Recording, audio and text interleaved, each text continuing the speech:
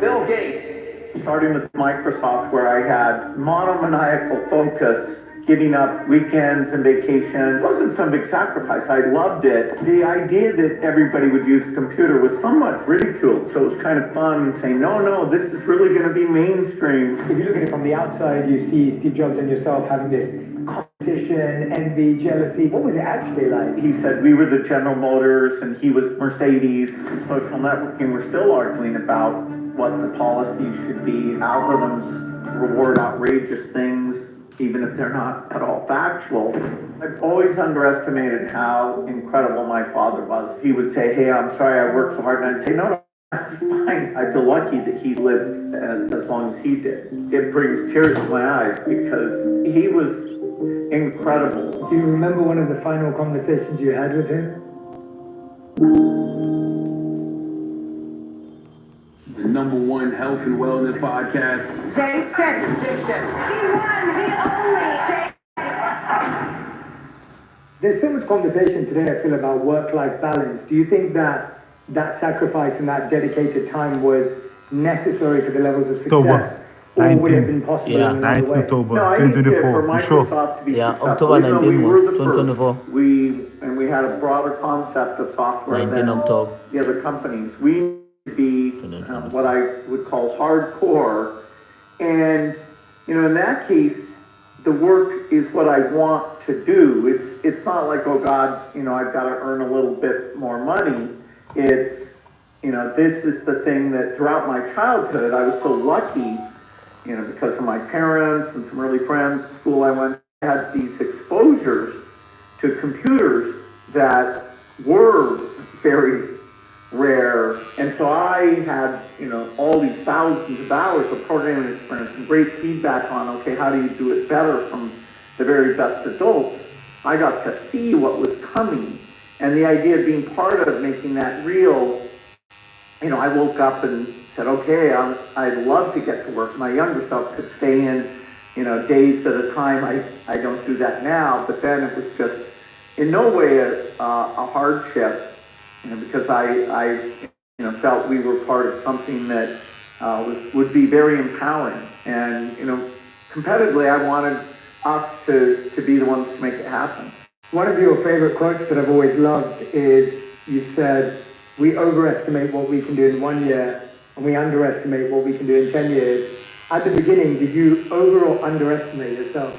Well, people, when they would hear us say a computer on every desk and in every home running Microsoft software, they were like, you kids are really out of it. I mean, every desk, every home, what would people do with these things?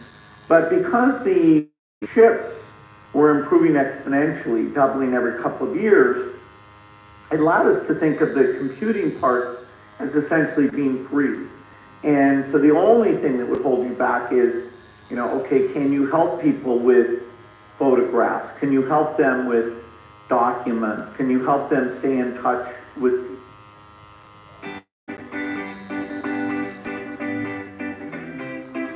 Prime XBT trading platform.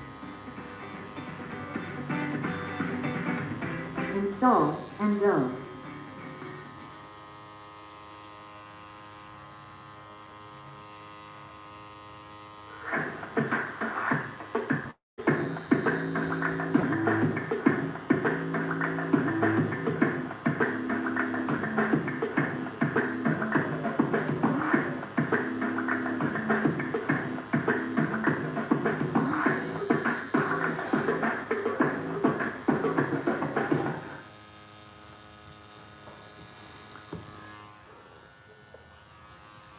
Good morning, Red Lotus. How are you doing? People far away or find information. And we knew over time that as these things got better, it would be part of the mainstream.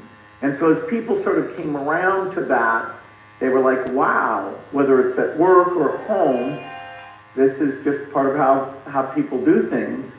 And we wanted, to get it out to everyone, students everywhere, even in the countries that are low income. You mentioned your parents earlier, and when I was reading this book, I felt like they're such a big part of this book and the storytelling and the incredible experiences and memories. And one of the things you mentioned is you say that they felt that they accepted that you were different from your peers. And I was wondering in what way, how did you know that they'd seen that and accepted that? Well, it definitely confounded them that sometimes I was pushing back in a pretty tough way, as though, we were in some competition. They would hear from teachers, and they were very good about staying in touch with my teachers. Some teachers would say this kid should be skipped ahead 1 or 2 grades. Teachers would say this kid should be held back.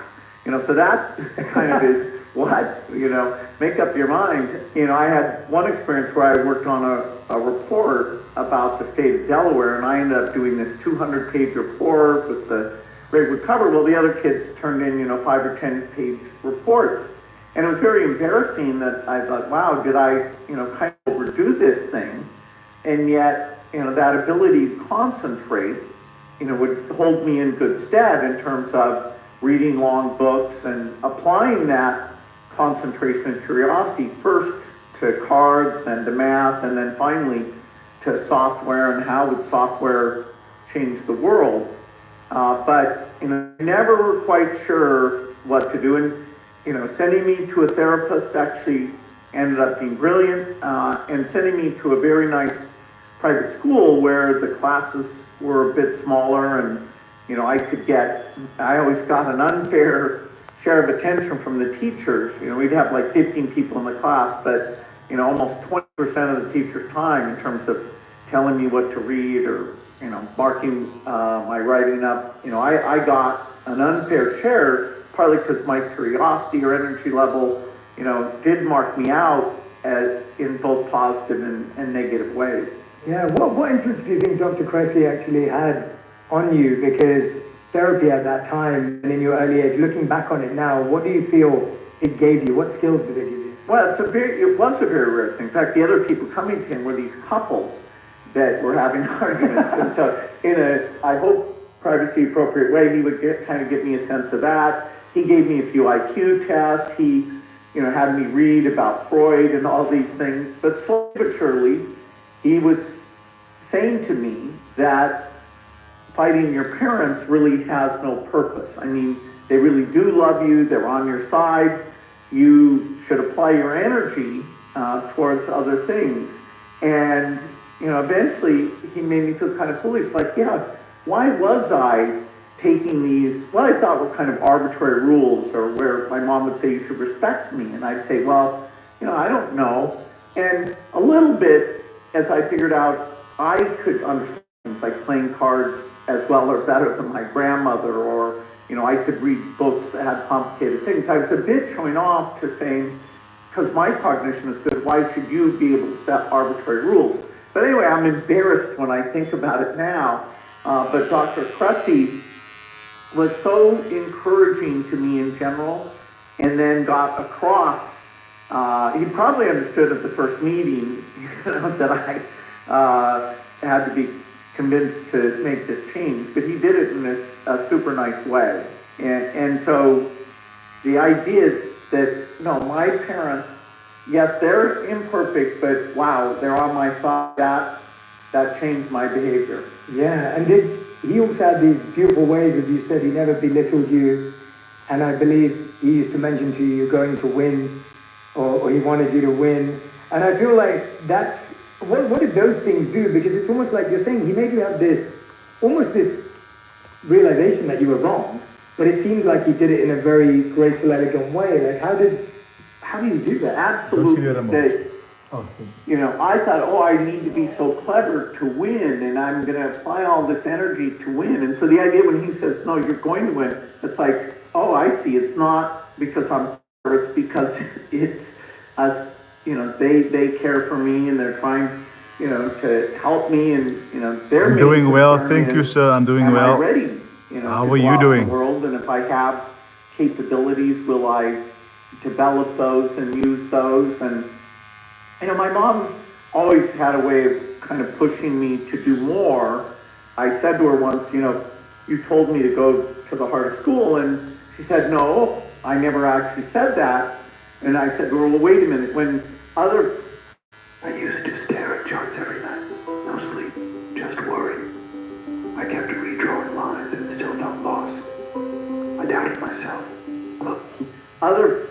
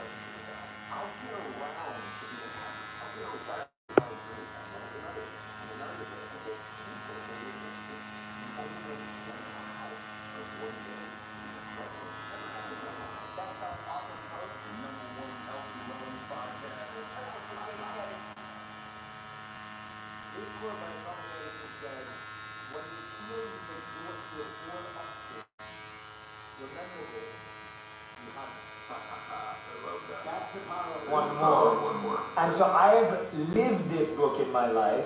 Like I have lived this mindset and it has changed my life because I've always been just one step away, one habit away, one mindset away from this amazing life that I'm grateful and to live. Well, that's the truth, right? You're right. And I think the great lie in life is that, some scriptures say, well, where there's no vision, the people will perish.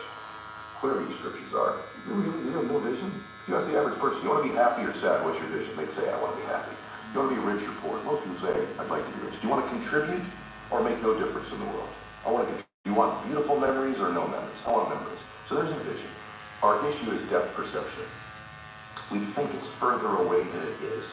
And because we think it's so far away, Jay, we create patterns and behaviors in our life that perpetually keep it there. Ooh. And that's what we do in our life. But what if that's the great lie of life? And what if the truth is that you're one relationship away, one meeting away, one conversation, one podcast, one interview, one new thought, one new emotion, one new tactic or strategy away from completely changing the trajectory of your life. And everyone that you and I know that we both work with, that we're blessed to work with in our lives, the truth is it was one decision, one meeting, one extra rep, one more phone call, one thing they did that changed their trajectory. Then the question then becomes, how do I do it? And so the strategies are in the book, but conceptually, that's 100% how you change your life. Yeah, and you're so right. I was thinking about this morning. Last year I had double hernia surgery on the front. So I couldn't walk for about a month. And when I say I couldn't walk, I mean like I literally couldn't move. Oh my gosh. It was like I felt like I was teaching myself to walk again. Like that's how it felt. It's really interesting what you just said about how we perpetually push it far away. I would wake up every morning and my mind, or my initial mindset was like, it will be gone today.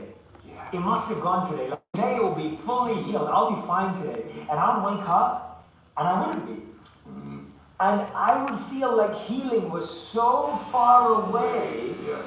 It would be like 80% away that I was missing out on the 1% change since yesterday. Got it. Since yesterday, I made 1% change. I wasn't feeling the same pain in my nerves. I was able to be flexible by 1% more. Yes.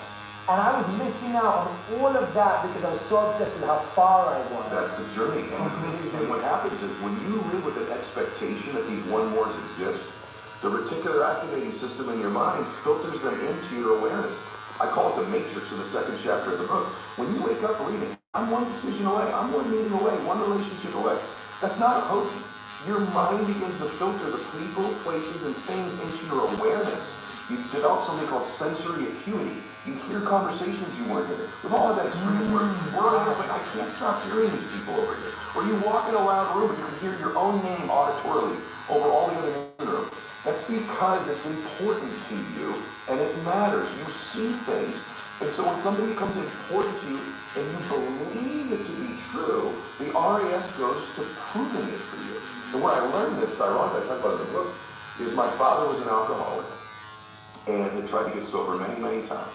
And I'll never forget it, Jay. We were driving a baseball game and my dad started crying. I've never seen my dad cry before. And he pulls the car over and he still isn't looking at me, but he's crying. And he says, Eddie, and then he turns to me and he goes, I'm going to try to get sober. And I'm going to never forget this, brother. He goes, one more time. Wow. And I said, really, Daddy? He goes, I'm going to give it one more try. And I said to him, I said, why would this be any different this time? And he said, never said this to me before. He goes, because I love you. And you deserve a father you can be proud of. You can't be proud of me right now. And I think every great thing we do in life is one way, but it's also born from love. Talk about your book. When you love people, you love something so deeply. If that love is greater than what the obstacles might be, now you got a shot here. Then my dad gets sober. He comes home from rehab. I say, Daddy, are you never going to drink again? And he said, I can't promise you that. I can promise you I'm not going to drink for one more day at a time. Wow. And he lasted the rest of his life stacking those one more days up. So I know the power of one more to change. The other thing, I also know humans can change. I watched my hero do it. I watched my dad live my first 15 years. Saw him in a lot of fights. Wow. A lot of lying, a lot of difficult times. And then I saw this man transform. And in life, we're most qualified to help the person we used to be.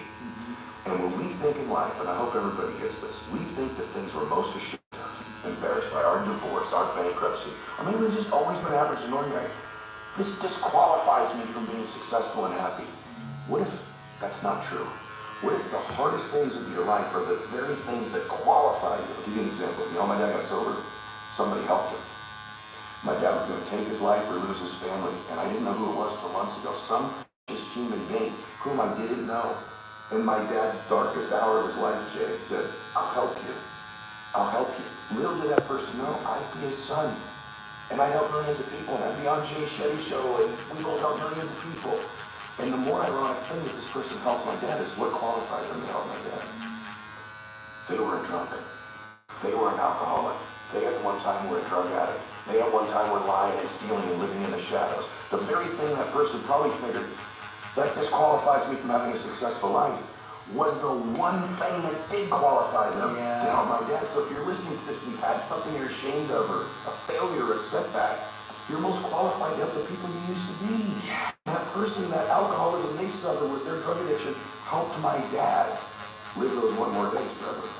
That is the best explanation I've heard of how pain turns into purpose. Right. The thing that brought you down, that broke you down, that made you feel like you were losing everything, gave you back everything when you used that to serve the people that were struggling with it. And then there's a purpose. And, you know, if you can survive the temporary pain in your life, and all pain is temporary. I watched my father pass away last year. He was in tremendous pain.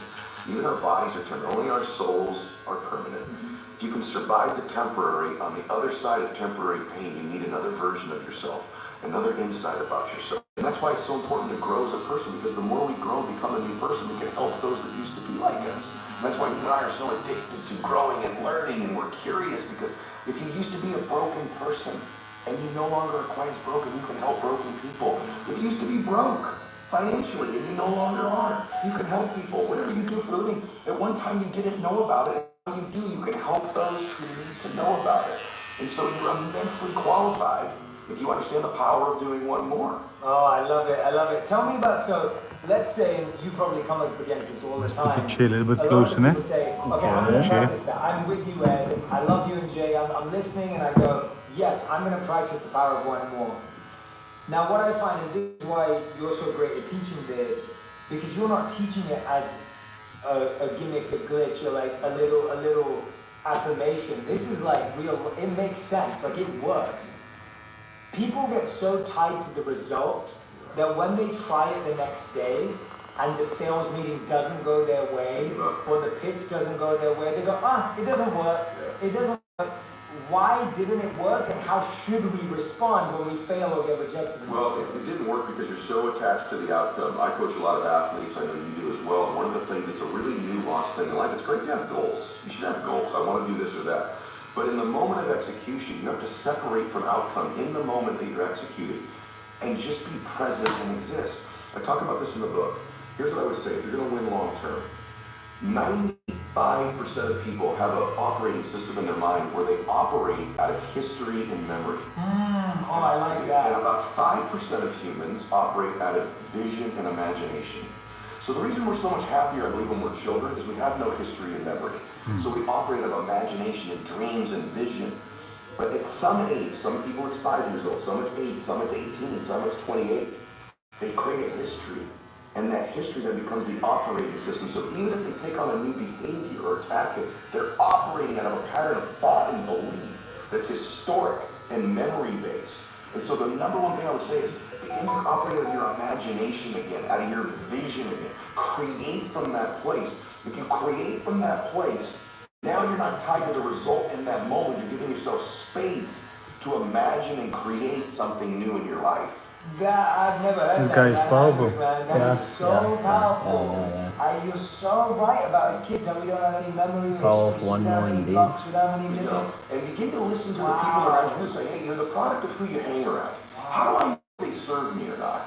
Here's one way to just deduce this, because they can be beautiful people who care about you, and they might even support you. But when you're with them, what are you on? You remember those friends you're with and you're like, you remember that party, remember that thing? And if your friends are constantly That's bringing me you when I went to the home. filtration They system taking of care of memory it, you know, like and history, remember all high school think and this blah through. blah blah, all those How things. often are those friends saying, hey, what are you working on now? Where are you going? What's your vision? What do you want to create? And maybe that sounds hokey, but you and I have some of both our friends have the most amazing histories, and you can't get them to talk about them. You have to wonder, because what are they still doing? They're talking about now and where they're going. Their viewpoint in their life is being present and having a vision for the future. A formula for misery, a formula for lack of creativity, lack of productivity, is constantly being history and memory.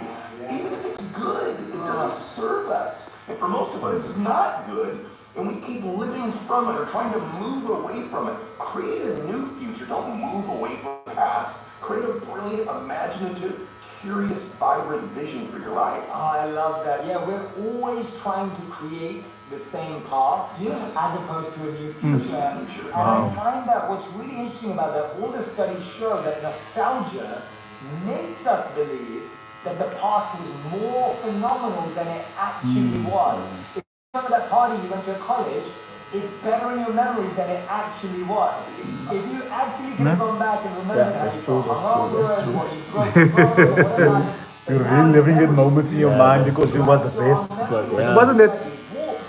When you come to think of it now, and as much as you grow, you wouldn't want to go there and live it. Exactly. And live it now. Exactly. It's good as a memory and it's better there. You know, I used to smoke drugs for years. And I was skinny, and all those memories of the moments I relive in my mind was the best moments, but I knew it wasn't the best. In a way. I knew it wasn't the best, but my mind is telling me, no man, those were great. Especially when I'm telling the other guy who smoked with me. Started telling the stories. They would be also like, there was nice moments, but look how we look like skeletons. We look like skeletons. Afraid to look yourself in the mirror sometimes. So nostalgia can rob you from your future. It can really die. It can. But I always say it's better if you already left that past and then now you trying to better yourself. You're no longer there. And I know some people are gonna be like, if you wanna teach them that lesson, they're gonna be like, no, we wanna see it by ourselves and stuff. Wanna feel it. Wanna feel it. What is you actually teaching is the good before I started passing. things. And she told this story, and she said that Kobe would play through every injury. He would play through every pain. He'd play through everything, even when the doctors and his coaches would say, stop playing. And she asked him, she said once, why he still plays. Right? Again, going back to our curiosity, not assuming you know your partner. She asked him, why do you still play? And this is just her and him. There's no cameras, she's telling the story, but at the time it was just them two.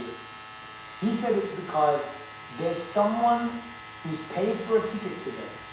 They saved up, and this is the only time they'll ever be able to come. Maybe maybe a dad's brought his kid, maybe someone's come to the game, they're a lifelong fan, and they came today, and today's the only day they're going to get to see me. And if I say I'm injured, they won't get to see me.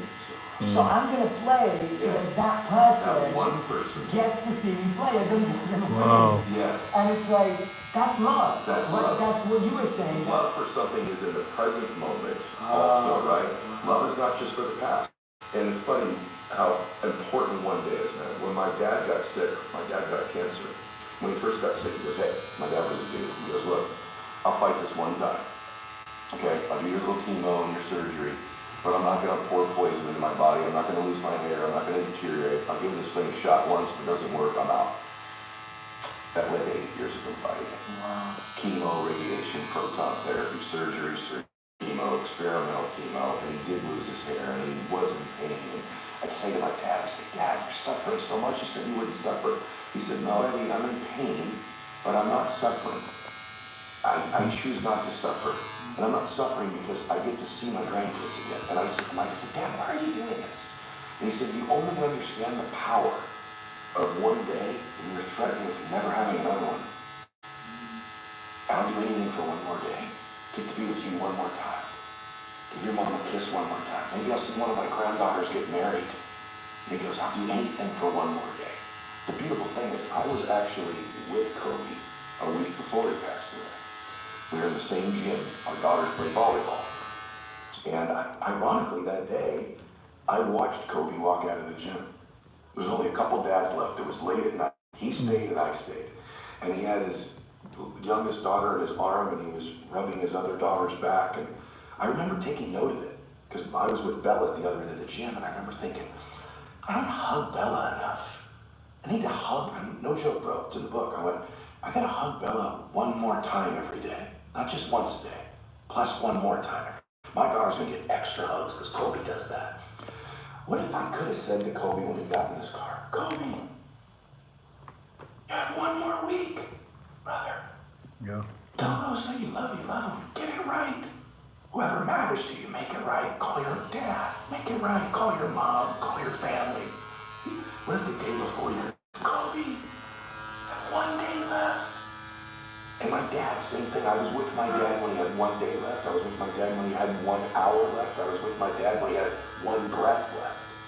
And when we begin to think of our life that way, the power of right now and having one more moment and one more minute is so beautiful. It's so blessed. It's so big. It's so amazing. Why would we spend that minute in history? Why would we spend that minute in the past when we could be fully present and creating the future? And so, I think most people think, Jay, everyone else is going to die. And I'm not going to, or they go, I'll get around to being happy. I'll get around to making my masterpiece of my life. I'll get around to my dream. I'm going to get around to fixing this relationship that's broken. I'm going to get around to feeling those emotions. And then it's another day, and another day, and they keep it in the distance until there are no more days. And I don't care if you're 18 years old listening to this, 28 or 48. We don't know if we have one more day, or 100 more days, or 1,000 more days. But we know this, there will eventually be a time where we don't have any more days. And so why would we spend the ones that are coming looking at the past? And so my dad really taught me those lessons in watching him pass away, and that's why I have a whole thing in there where I get 21 days a week, run mini days. I get 21 days a week. We still measure time, bro. It's 1900. Think about 1900. If I wanted to get you a note, I'd have to write a letter out, stick it on the back of a horse's butt in 1850. 30 days later, you get it. That was a 24-hour day. Now I can text you in 2 seconds. We measure time the same way. So I teach you how to change your time so that you can make that day its maximum bliss, its maximum productivity. What's one more that you're working on right now? Right now, it's an interesting season of my life. I have a TV show that that I did with NBC that's called Change that I think is, has a chance of getting picked up. But my one more that I'm working on right now for me in my life is my peace. And so there's this guy, Jay Shetty, that's a friend of mine that introduced me and my family to meditation.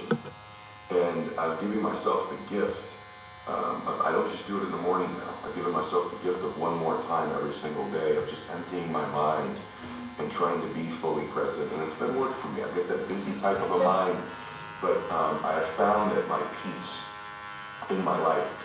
Most of us, Jay, have all these goals of things we want to do, and they're wonderful. And I believe in doing that. I think standards are more important than goals because I teach you in this book how to set the standards that'll get those goals. But we really don't want the jet. We don't want the hit song. We don't want the amazing relationship. We don't want the $1 million. We want how we think it'll make us feel. And what if we begin to become more intentional and outcome-oriented about things we feel in our life? And it took me a while, but now that I'm older, when I feel strong, when I feel blissful, when I feel peaceful, is when I produce the physical things that I want, not the other way around. And so my one mores are more emotional focus. Most of us that don't come up for air here have an emotional home. There's 3 or 4 or 5 emotions we experience on a regular basis. I write about it in the book. And no matter what happens, we find a way, even if they don't serve us, to get those emotions. If your emotional home is fear, anxiety, worry, depression, anger, you find a way every week to get that emotion. But what if that emotional home could become bliss and peace and joy and creativity and ecstasy? And so I'm working on one more beautiful emotion for my emotional home, and for me it's peace. I love that. I love that answer, man. It's good to hear about what you've been saying. Like, we're not living in the past, and you're like in the present, but to have you answer that question, that peace is your presence. Like, that's what you're looking for. Right. That's the present, and it shows that you're using this, like it works. You're doing it time and time again, and I love what you said. It moves from the physical things into the subtle, into the emotional, into the deeper. Right? I think that's so profound. What was that one more that if you didn't do it, you wouldn't be here today? What was one of those ones that like that was the one that convinced me, apart from obviously your father, that you were like, if I didn't do that, I wouldn't be at my level today. I wouldn't be maxed out life. The first business I built was a financial business, and I had some success, Jay. Like a lot of people do in life, and then it went backwards. And sometimes you get up the flagpole just a little bit, and you come back down. That's an emotional difficulty. It could be a relationship that was good that's gone, or maybe you saved some money, it's gone. Maybe you lost a bunch of weight, you got fit, gained it back. For me, it was my business. And I called my dad. He's a pretty wise guy now that he was sober. And because I can tell you, man, I do one more rep in the gym. I haven't done 10 reps on a bench press in 30 years. I've done 10 plus one more a lot, though. I haven't done 45 minutes on a treadmill, but I've done 45 plus one more minute. 10 contacts a day, never. 10 plus one more. But the biggest one more was actually something else. I called my dad and I said, hey, Dad, it's not going. The business is crashing. And I'm running out of money. Our power was turned off. Our water was turned off, Jay. I had to take my wife every morning. We'd lost our house. We're living in an apartment now. Then the water got turned off. You can't cook. You can't bathe. There was a apartment building, outdoor shower, swimming pool. And we were newlyweds, and I'd have to get up every morning, walk down there, and I'd hold a towel up while my wife took her shower every day, outdoors, and brush her teeth. And then she'd switch and hold the towel up for me. And I'd walk back up to the apartment, and I was so emasculated, so ashamed, so embarrassed. And I was living a nightmare, selling a dream to everybody every day. We can do this. A lot of entrepreneurs, people can relate in their life. And anyway, I called my dad that night, and I said, I think I need to talk to him. I need to go get a job. This success thing is not for people like us. And my dad goes, hey, you don't have to decide you're never going to quit. He goes, just don't quit for one more day. See how you feel tomorrow. I go, Dad, just don't do it for one more day. And I got the next day, and I still wanted to quit, but not quite as much. And then I went one more day, and I found myself about 30 days later, I didn't want to quit anymore. And thank God, the more I did was, I went one more day without quitting. And I'm so grateful I didn't quit on my dream. Oh, Ed, wow, that is like, oh my gosh, man, like, you just, everything you're just dropping right now, I'm just like, I hope everyone is taking notes. If you haven't been taking notes, I'm going to take a screenshot right now of where we're at right now, because that's what you're going to have to listen to again. So take a screenshot, share it, tell them to go to this segment, listen to that over again, because I think what I'm hearing, you know, is that this is a lifestyle. Like, this is a mindset, it's a lifestyle, it's an everyday, every moment way to live. This isn't just in the big business you're building. This is me telling my wife I love her one more time. This is me making sure I message my mom one more time. It's me making sure that when I'm sitting here with you, I'm always going to have to ask you one more question because you keep giving so much. No, but you keep giving so. Well, that's what you just said. It will never end. I think if people feel like they tried a lot, and then they start building up resentment and like pain and bitterness towards that path. And a lot of people also that I know, they just think that there are some people that are meant to be, and then there are some people that are not meant to be. And they carry that with them, and it comes from this like, oh yeah, you were meant to be this, or that person was meant to have it, but for me, this is Meant what, to. and I heard that kind of come up from what you were saying to your dad, like, Just doesn't make it have work. people like that. Just make it work, man. You just have to make it work. This principle apply to somebody who's not. Meant to be is nonsense. You just have to work. Because if you can live with that term, you wouldn't be here, actually. Exactly. It's hard You to wouldn't be here. I was a little guy, I got bullied in school, and and even at this age now, bro, if I'm being completely honest, Some guy said, the bill you're gonna pay today is much more cheaper than the bill that you're gonna pay or not doing it. Like bill of regret. Yeah, the bill of The bill of regret is more expensive Yeah, yeah. of the bill of failing now. Failing now. Yeah, that's true. That's true. I didn't think I deserved a lot. I didn't even Because you're gonna live with what if I did that? What if? What if? Yes. Because you didn't try enough. Exactly. Yeah. Because you're like, nah, this was meant to be. So Meant just to have be. let We it go. accept it like that. No. My mother was like that. My father was like that. You We need are to just, fight, man. yeah, we are just people like that. No, I refuse it over my life, man. No, you need to fight. We don't come from a rich family. So obviously we're not gonna be weak. No. Exactly. This is a family case. Blah blah blah.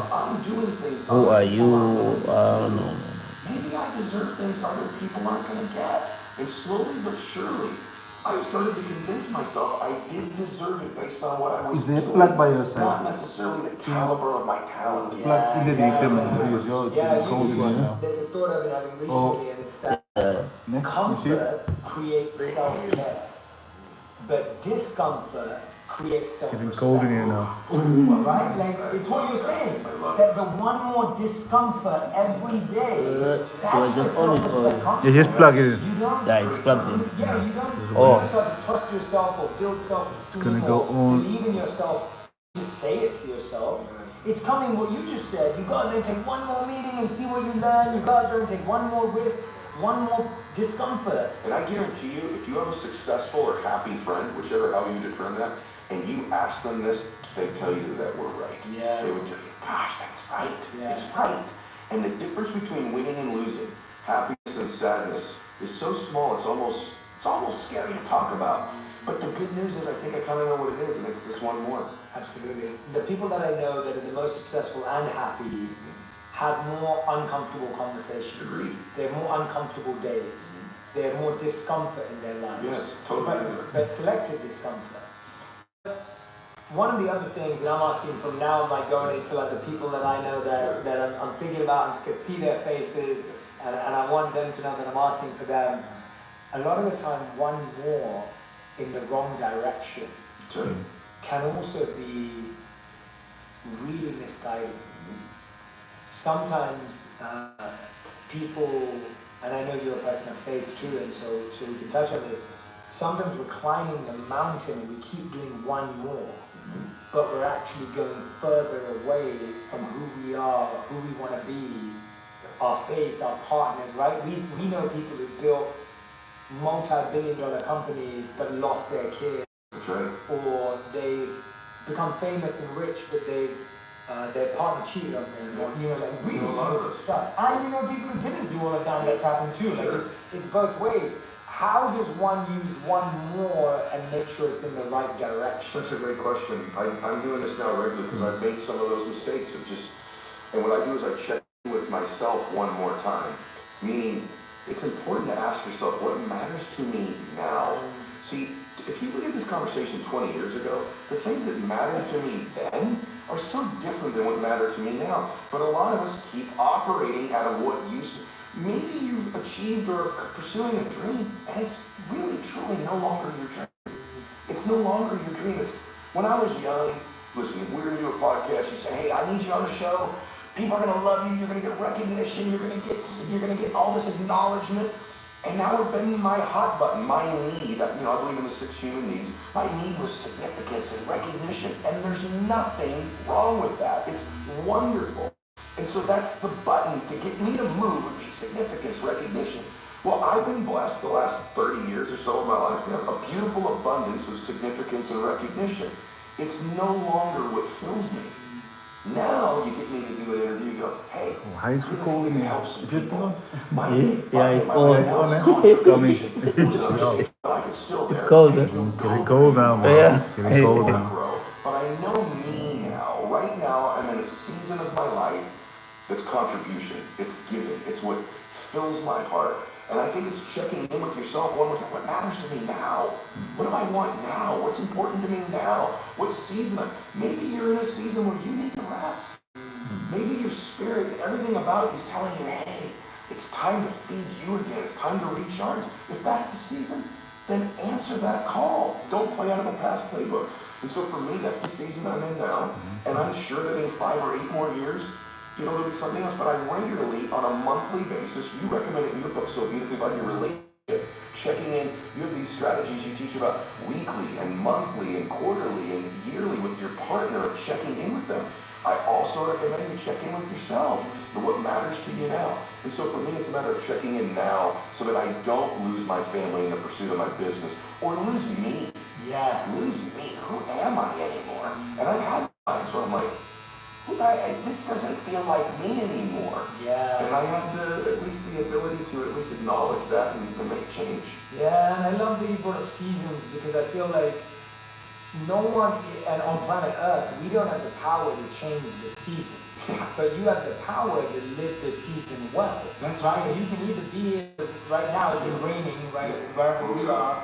It's been like pouring down with rain, there's all this effort. You could carry an umbrella. Well, you can tell how I'm dressed. I'm definitely not dressed in my usual gear. Right. Because I'm dressed for the rain. I'm prepared. Yes. Because that's all I can do. I can't make the rain switch off. I can't stop it, right? Like I can't do that.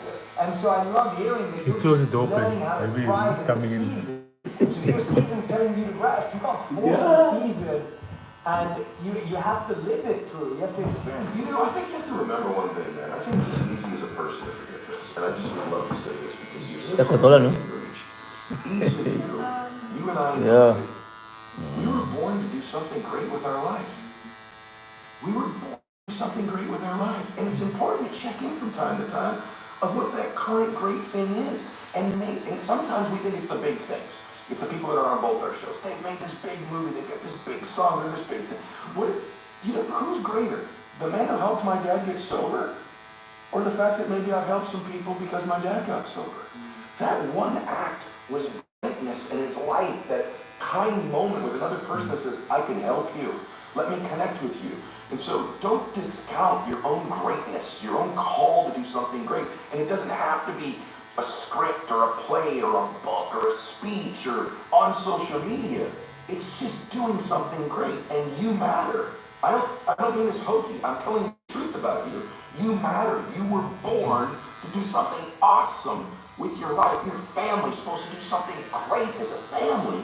And maybe it's just checking in and reminding yourself of that, and then asking yourself, what is that thing right now in my life? And so I just think that reminder is so important that, it's great to voyeuristically look in on successful people or what we think are successful people. It's also important to have the camera turn back on you and go, you matter. You matter. You are great. And that's probably the most important thing to say today. Oh gosh, man, yeah, and you know, one thing you just clarified beautifully is that great doesn't have to be big, and big doesn't mean great, right? And I think we're so obsessed today. We are. In that to do something great, it has to be big, it has to be bold. You know, when I think about myself, honestly, Ed, and I can say this to you because I think in these sessions and when we spend time together, you've heard my heart. I was one of those people who actually never believed I could do any of this stuff I've done. I never set out when I started and I was like, oh, one day I'm gonna be, I didn't have any of that. That's not how I'm wired. I was wired in, I wanna serve whoever comes, whether it's 5 people, 10 people, I'm happy, I'll serve them. And as I started to do that, I got more confidence, like, okay, now I wanna serve larger groups, okay, let me serve them. And then it was like, and I never believed at any point that there were these arbitrary, abstract goals of like, number one this, like those weren't how I set out.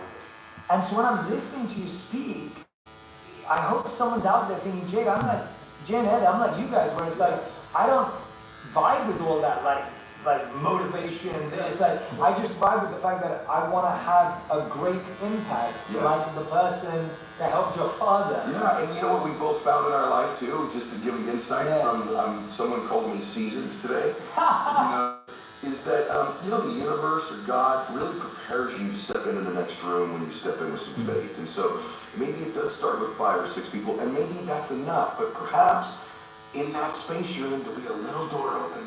And if you step into that one, you'll find, I think we think, I have to have it all figured out. Wozniak's a good buddy of mine who started Apple. They were a company, they didn't know they'd be doing this someday. They stepped into the next space. And one thing I think we also want is an immediate result. I talk about this in the book, maybe this will be the last little thing I'll share with you, but I went to a birthday party as I was writing the book, and it was for a young boy, and they had a piñata. We've all been to it, especially in California. You know, the piñata. What they did is they took each of these little guys, they blindfolded them and spun them around, and they're all dizzy and they're swinging, and they're not even near the piñata. That's life. A lot of times you feel like, man, I'm blind. I don't even know where I'm swinging right now, but I'm swinging. And so each kid hit the piñata, and the candy didn't come out. And so they take the blindfold off. That kid got tired. The next little boy came up, spun him around. 7 of them hit this piñata. No candy came out. The last boy, the smallest boy, the youngest boy there, they throw the blindfold on. They spin him around, and he's swinging too. That's life. You just sort of swinging, right? They finally point him at the piñata. He hits the piñata just once. Bam! All the candy comes out. And all the kids jump on and celebrate. And I'm watching that, and I'm going, now who broke the piñata? Was it the last shot, or was it the cumulative blows of each of the shots? Cumulative blows. Yeah. We don't know the answer. It was the cumulative shots. Life's a lot like that, man. That we're taking shots, but we don't see any physical progress. But every one more we're doing is pounding progress. And in life, you have to be willing to buy into what is invisible progress. Most people quit on their dream, quit on their vision before the candy comes out. And what you and I didn't do was quit. We just kept swinging. Man, this guy is preaching. The candy can be your bliss, your joy, your financial success, your notoriety, your contribution. But most people are hitting the piñata of their life, and there's no evidence it's working. But the truth is, there's a pounding effect in life that if you keep hitting your life's piñata, if you'll stick around, there'll be some candy come out. The power of one more, everyone. Ed Milet. Go and grab this book if you haven't already. It's going to be a life changer. I mean, you can just feel the energy coming from this human being. Honestly, I want you to go read this book. I want you to go listen to the podcast if you don't already. The first book was called Max Out Your Life as well, the Max Out podcast. Ed, you are just, I mean, your energy is infectious. I don't know how anyone can't listen to you, read from you, hear from you, and not feel like they need to change their life. Like, you just give me a list of number ones that I'm going to do, one more. I hope that you keep coming back on the show. I hope that we keep getting to connect offline. I hope that we get to, you know, keep spending one more day, one more phone call, one more time together, because so grateful for you, bro. I love you. Really grateful, man. Thank you so much. Thank you. Everyone grab the copy of the book. I'll put it in the link. I'll put it in the comment section, in the caption. The Power of One More. This is the book. Love it. That was good. That was good. If you love this episode, you will love my interview with Kobe Bryant on how to be strategic and obsessive to find your purpose.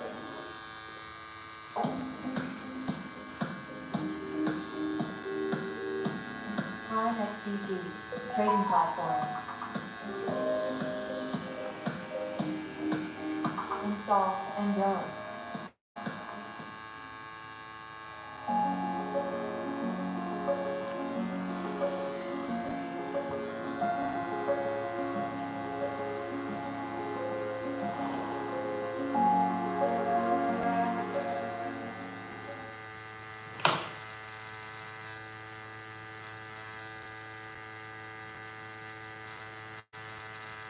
We're still operating the same time construct as people did 50 years ago, 100 years ago, 200 years ago. That is insane. I have 3 8-hour days in a day. I get 21 days in a week.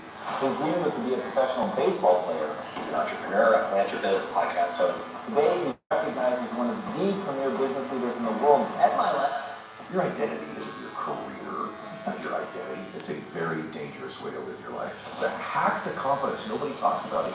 Jake, this is an all-time great conversation right now. Before we jump into this episode, I'd like to invite you to join this community to hear more interviews that will help you become happier, healthier, and more healed.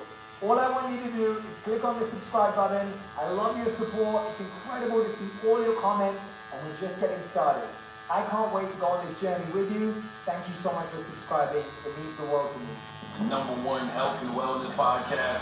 Jay Shetty. Jay Shetty. The one, the only Jay Shetty. Hey, you're so confident, you're so strong, you're powerful. But at the same time, I know that you are going through your own healing journey, your own struggles, your own challenges. Like, what have you been working on inside? Wow. What a great question. Thank you for that. I have to say, I told you off camera, and if I don't say this, I won't feel right. You have the most unique combination of confidence and humility about anybody I've ever met. Those are people I love the most. I love being around confident people, but they have these high doses of humility, which keeps them humble. It causes them to still want to learn and grow. They don't think they know everything. Those people last the longest in business and in any endeavor. Same time, if somebody doesn't have a lot of confidence, you feel like you're carrying those folks, your friends, through life all the time. So in my case, I grew up as the son of an alcoholic, and I think to some extent there's this wiring that happens when you're a child. So some of the that I've recently discovered, I had Bert Kreischer, the comedian, on my podcast, and it sort of came out of me when he was there. Bert's a very well-known drinker, and it's almost a joke about how much that he drinks. And I asked him, I said, Bert, what kind of a husband or father do you think you are? And he said, I think I'm a 10 out of 10, and I think he is. And I told him, I said, I just discovered something about myself, brother. And it was that my dad's drinking. It wasn't just that I was worried, is he going to get in a fight? Is he going to be mean? Are mom and dad going to disagreement? I said, what happened was I worried about my dad. Is he going to come home tonight? Is he safe? Is he in danger? And that wired into me as a little boy, the neurology, the pattern of worry and fear. And so as I've gotten to be an older grown man, I've uncovered that the last year or two. I have a pattern where I have a tendency, my emotional home, so to speak, as I go back to worry and fear. And I don't want to live that way. And so I've been working on unwiring that. That's the thing I've been working most on my healing journey is, it's okay. Everything's going to be okay. I'm blessed. I'm favored. And it's undoing that wiring of worry and fear. Because we all have an emotional home. We all have 3 or 4 emotions that no matter what happens in a given week or month, we're going to get it. So if your emotional home is anger or worry or fear or frustration, no matter what the external conditions are, you're going to find a way to get your hit of it. It's your home. Conversely, if your emotional home is peace or equanimity or bliss or ecstasy, passion, focus, you'll find a way on a regular basis to get that emotion that you're familiar with because we're wired for it in our bodies and in our minds to be familiar with those emotions. So I just chose, what are the emotions I want? Do I want to live in worry and fear? Even though my external life is so great, I still have a tendency to worry and live fearfully. Or how do I want to live? I want to live in peace. I want some equanimity. I want bliss in my life. And so I've been rewiring that. And it's something I've been really, really excited about and proud of that I've done that work. At 50 years old, 52 now, it's been happening.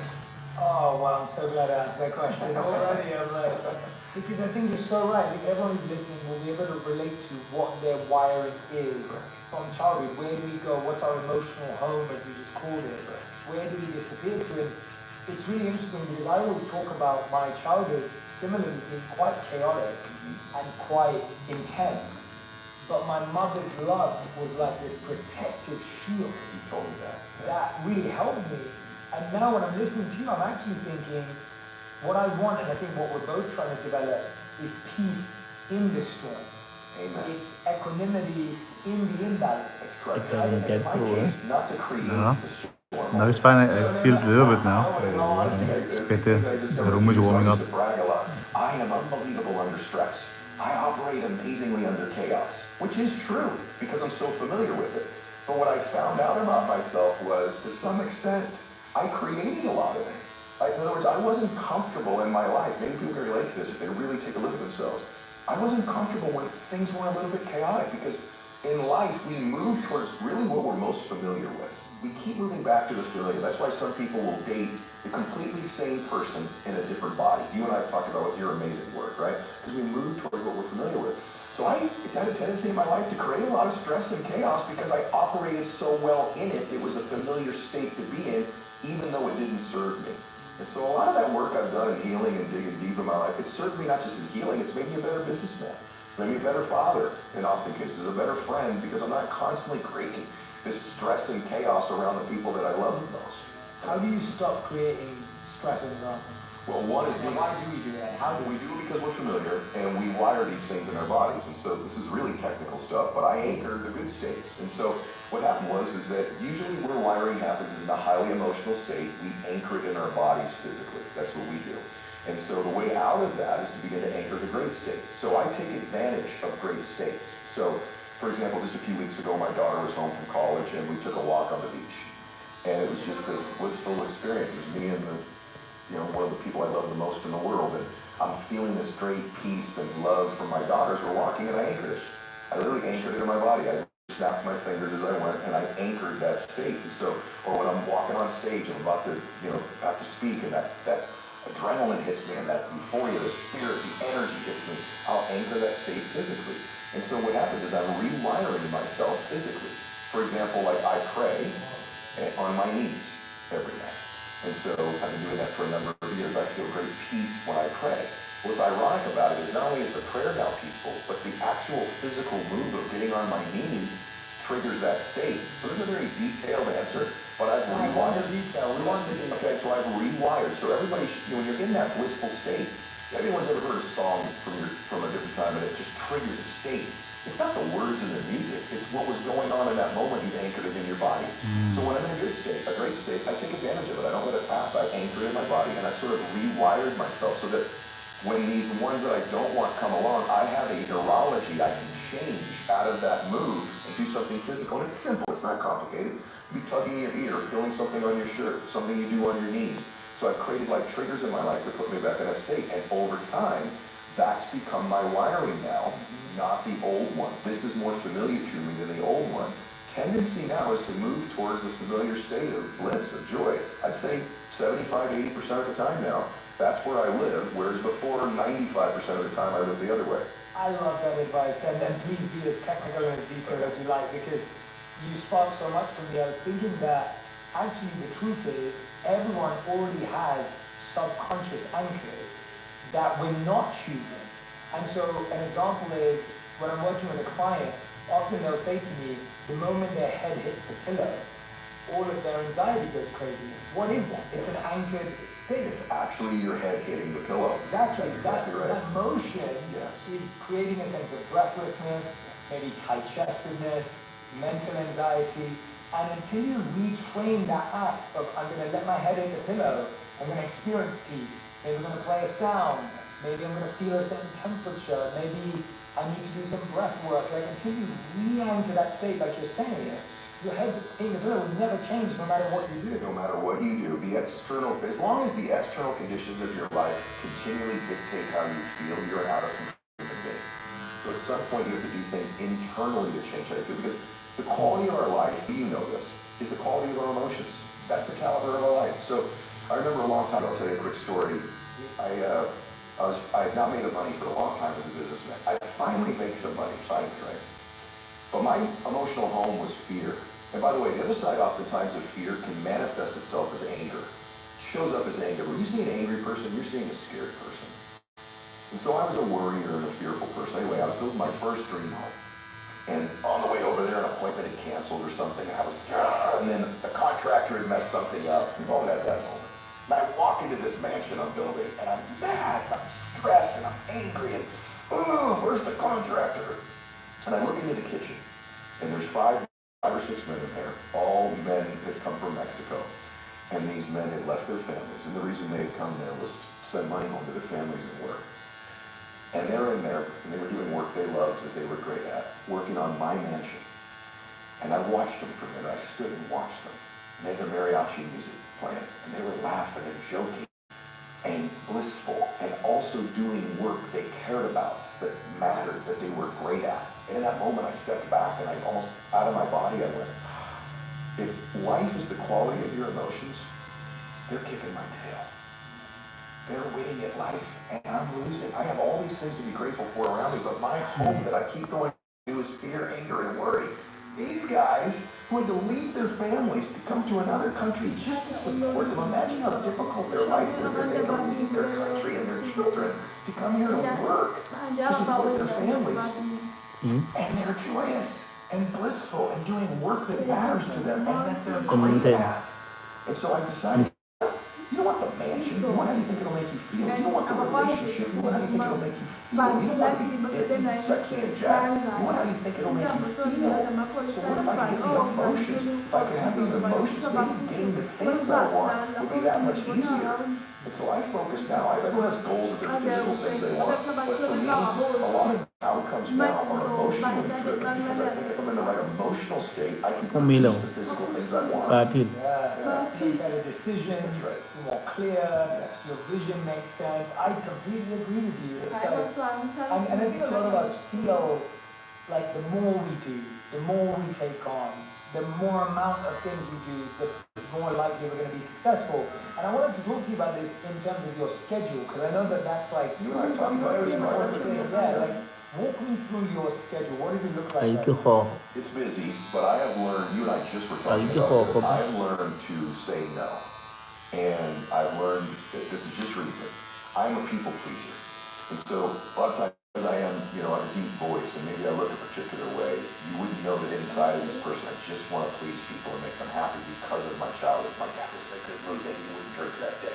If I brought home an A on the report card, then he'd show me love. So I conflated in my life, brother, love with significance. And I thought when I would do something significant, it felt like love. But they're two different things. Most people are that way as well. If I can just perform, if I can just do something, people will love me. So I changed that into my schedule. So I have learned to do things that I love, that make me feel good, that contribute. My schedule's busy though. I mean, I'm up very early in the morning. Most of the mornings I've got a routine that I do. I travel quite a bit like you do. But what I've really learned to do is to choose things in my life that both are productive, but that also give me a sense of contribution and joy, not just productive anymore. So I've said no to things recently. There's a TV show that I'm doing right now. Another one came up, and I've always really wanted to do this particular show. It doesn't serve my current dream. So what I do is I check in and I ask myself, I audit, is that still my dream? Is that still what I want? There's this great clip on social media going around right now with Jim Carrey. I don't know if you've seen this, but I've watched it and I've sent it to so many of our friends. I thought I sent it to you, but maybe I didn't. And he says something in this clip, I'll paraphrase it, I'll mess it up, but he basically says in this clip, he says, I'm going to say something you've never heard an actor say before. And many of you say, what's that? And Carrey says, I've had enough. I've done enough. I've made enough movies. I've had enough success. I've won enough awards. And now I want to just do things that bring me peace and joy. That's a courageous choice in life. And so what he did is he audited, is this still my dream? And I think a lot of times in life, we just have this dream that was given to us by our parents or our friends, or there's an expectation, and we're chasing a dream that was never ours or no longer is. And so now I really audit that. I audit the fact of whether or not this is something that is still my dream. Is it consistent with where I want to go now? But I'm busy. I'm 12, 14 hours a day, so my physiology matters, my hydration matters, my drinking water matters. All these things matter to me in my life so that I'm feeding my soul and my spirit. I am my best when I come to it. a show like Yeah, this today. if anyone doesn't know, Ed was just on stage with our good friend Brendan Bashard in LA, That's right. came straight into the studio. Right here, that's right. And you always this energy, like you have the ability, I think, I talk a lot about the difference between time management and energy management. And you're someone that, whenever I'm with you, you always have objective. So are you. You're always, there's that, I feel your spirit coming through yourself. Well, I'm conscious, Jay, like you are. I'm conscious of something I think most people are oblivious to. And here's what it is. You are always making people feel something. Most people aren't aware of this. No matter what, you're making them feel something. It could be they could feel important and needed and loved. They could feel slighted and invisible. They could feel that you're demeaning to them, but you're making them feel something. So I try to really focus on my intentions. When I met Wayne Dyer when I was very young, at that time he was writing a book. What a beautiful man. People don't know it. Well, I gotta tell you, you remind me a lot. A lot. And he was a dear friend. Your spirit is very similar. And I don't know a lot of people that remind me of Wayne, but you do. And he was so good to me. But when I met him, it's a funny story. It was a long time ago, but luckily I worked out. So I won my first trip ever to Hawaii with the company I was at. And I got up in the morning before the sun was up, because that's my routine, beat the sun up. And I ran on the beach. As I'm running, this man's coming towards me. I can see him, bald guy, sweaty, hairy back. I'm like, I don't want to bump into this guy. And as he gets closer, I go, oh my gosh, that's Wayne Dyer. It was in Maui. And he gets past me. We're both wearing Sony Walkman. That's how old we both are. And I pull my Walkman out. Okay, you're dating yourself nuts. And I go, Dr. Dyer, you changed my life. And don't you love when someone says that to you? To this day, I remember saying that to him. And he takes his head, he had a deep voice like me, he takes his headphones off, and he goes, I highly doubt that. He goes, I bet you changed your life, but how did I help you? And he stops the run, Jane, and he walks over to me, and I end up sitting on the beach for an hour and a half watching the sun come up with Wayne Dyer. And at the end of the conversation, he says to me, he says, Ed, I think you're going to change the world. You know, at that time, I thought I was probably the only person who ever said that to me. In hindsight, you probably said that too much. And he said, and it's not because of your amazing brain or you have a unique ability to communicate, Ed, but that's not why. He said that you're a good man. Listen to this, what he said, brother. He goes, you're a good man. He goes, you have great intentions. And he goes, if we never talk again, we ended up talking the rest of his life. He said, I want you to always link your confidence to your intentions, not your abilities. Because you'll be chasing that tail all your life, Ed. So he goes, there's a correct, and he was writing a book at the time called The Power of Intention, but I didn't know that. When I look for confidence, like before this interview or that speech I just gave, or for anybody listening, going into a sales call or a meeting or a first date, your confidence isn't your beauty or your ability, it's your intent. And so that's one thing I know to be true about me. I don't always believe in my ability or my talent. That's fleeting. Or what happens when a speech goes bad, or a meeting goes bad, or a company goes bad? I don't want to predicate my confidence on that. I predicate it on my intentions. And I'll remind myself, because I actually believe I'm a good person. And I don't think enough people give themselves credit for being good and kind, and that they give people grace, and they want to contribute and help. You should generate so much confidence from that intent to serve that you want to walk into a room and own it, not because you're arrogant or you're amazing, but because your intentions are so good. So this is a shell of confidence, a hack to confidence nobody talks about is intention.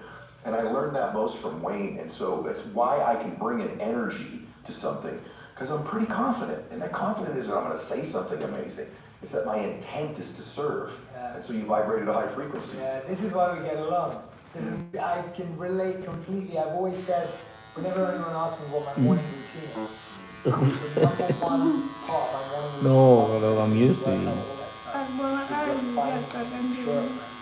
No, I'm strong. I'm trying to know. I feel like your intention can either be a seed or a weed. Depends to the person. And a seed is a weed when it starts growing. It looks No, the same thing as a to seed. you, how you feel But the my pain. teacher would always tell us that like a weed will strangle. But now we enjoy the pain Like a because weed will I'm used to completely doing destroy tattoo. a great plant because of its intention. What do you do? Curious, that's so good.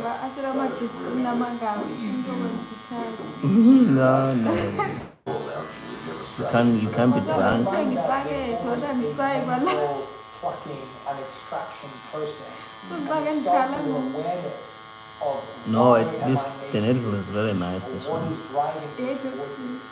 And if the intention is not love, service, Shading this joy, one. So, then chances same are games it you are is looking at. ego, revenge, jealousy, Laying that down. envy, greed. It's all those. I know those are weeds. But that requires me to She wants a tattoo, but she's scared. and sit quietly. Oh, me being honest with myself when it's uncomfortable to say, Jay, you're just doing that because you're envious. I'm afraid she'll be standing by her feet one day when she does one. Whenever you're ready, you must do it. But it's not painful. Pluck that weed out. So I feel for me, it requires that awareness, that stillness, and then extraction. At least Mr. Clayton is doing nice. He's doing very nice. But I want to ask you, how Very, do very, you very nice. develop and build and help people choose an intention that Man, is off the page? Because I think we're all used to now, like, She can start something and everyone's shading too much. She can start with something like you do too much shading, or maybe it's the name. Name, yeah. I like to give myself Yeah. evidence that it's Name. true. I'll give you an example. One of the things right now that I'm really working on in my It's life, very better. and it's not easy for me because I've lived another way. I love to just share the things that are making You it. start small, I but think it gives people hope. If this guy is screwed up as he is going to win, maybe I got some hope. to see how And your one of body the things that I've reacts. lived with a lot in my life is I think I have judged people too much. And not extended enough grace. But the last 10 years of my life, Yeah, that's why that's the small thing. extended grace to people. I feel better about me, brother, when I extend grace to another person. I just Probably my feel year good was about too it. big, I don't. Particularly maybe when A they don't year was deserve too it. big. Why? Give you an example, I'll give you a quick story. Stories are great. Keep them coming. I love it. About 3 weeks ago, my kids were home for the holidays, and so we were at dinner. This is treasure time with my kids because they're both away at college. And so we walk into a restaurant, great restaurant, not like an amazing place, but a good restaurant. We walk in, and from the lobby, I can hear these kids screaming. And I'm an introvert. I like quiet meals. I like to actually be able to hear the people I'm talking with. I like quiet restaurants. This was normally very quiet places, but this night it was not quiet in there. And I could hear these children screaming. And you know, when you're a parent like I am, sometimes you're like, why don't you, I would never let my kids act like that. It's easy to judge. And I didn't. So anyway, we walk into this restaurant, and guess who we sit at? The table I could hear from the lobby. There's 5 kids at this table with 2 parents, and the kids are yelling and screaming, and one of them's running a circle under, one of them threw some food, and the mother kind of had her head down the whole time, and she really, my tendency would be to judge that family. This is an extreme story, but here's an example of why I work on them validating. So it's good enough to say my intent is to give people grace, but I need to validate it. And so my kids were kind of looking at me, do they know their dad? You know? And I went, I'm going to extend grace to that family right now. And I actually told my family, I said, you guys okay? It's going to sound crazy. Can we just say a quick prayer for them over there? They're like very close to us. And the rest of the restaurant, they noticed me too. And so I said, to say a quick prayer. And they go, Max, say a prayer. I said, so my son says a quick blessing for that family. And my daughter says, Daddy, let's buy them dinner. I'm like, now you're pushing me. But okay. We'll get their dinner too, but we're not going to tell them. Anyway, so we extended grace. And the entire meal, they were noisy and chaotic. Anyway, at the end of the meal, they left before we did. And so they left, and they got very quiet in there. But the whole time I extended grace, I didn't judge them, which would be a tendency I would normally maybe do in my past. But now I'm validating this new intention of them. Anyway, we pay the bill and we leave, and 2 days later, I'm hitting a couple golf balls at the golf course, and the server that night was hitting balls next to me. And he said, oh, Mr. Milet, that was so kind of you to buy them, for that night for that family in light of the funeral. And I said, what? He goes, that family that night, he goes, they had come there to celebrate. They had just left the funeral of their grandmother. I said, you're kidding me. And he said, no, and the grandmother would come in here with them. They're a very close family. The kids don't normally behave like that. The mother that night was so down, it's her mom. The kids are extra close to her because their husband was employed in Iraq. The grandmother lived with them and sort of raised them. And so they had just left the funeral that night and were having the dinner. And I went, there you go. You never know what someone's carrying. You don't know the burden they're carrying. Hurt people hurt people. People in pain typically will create pain for other people. And I was like, what a blessing that I've got to the point in my life that I do extend grace even when it doesn't seem like somebody deserves it because you don't know what they're carrying. So I validated that intention with my behavior, and thank God I did, not knowing what they were going through. So it was a really beautiful culmination of the story If you just don't know what someone's carrying, extend grace, give people kindness, do everything you can not to judge. Yeah, wow, that's powerful, man. Yeah, That's crazy story. Yeah, that's crazy, but it's, and sometimes we don't always get the reward of that loop, but we have to recognize, in our own lives, that we know we're always going through something. Our friends are going through something, our family's going through something, everyone on the team is going through something. How we can't extend that is crazy, but I want to ask you something. There's a lot of people who I know will be listening, and I know that our community and our audience are good-hearted, loving. Kalau dia depende Wanting do to que be better. tinha também You nem want se improve, as do I. I've got so much more respect for you, and I know our community.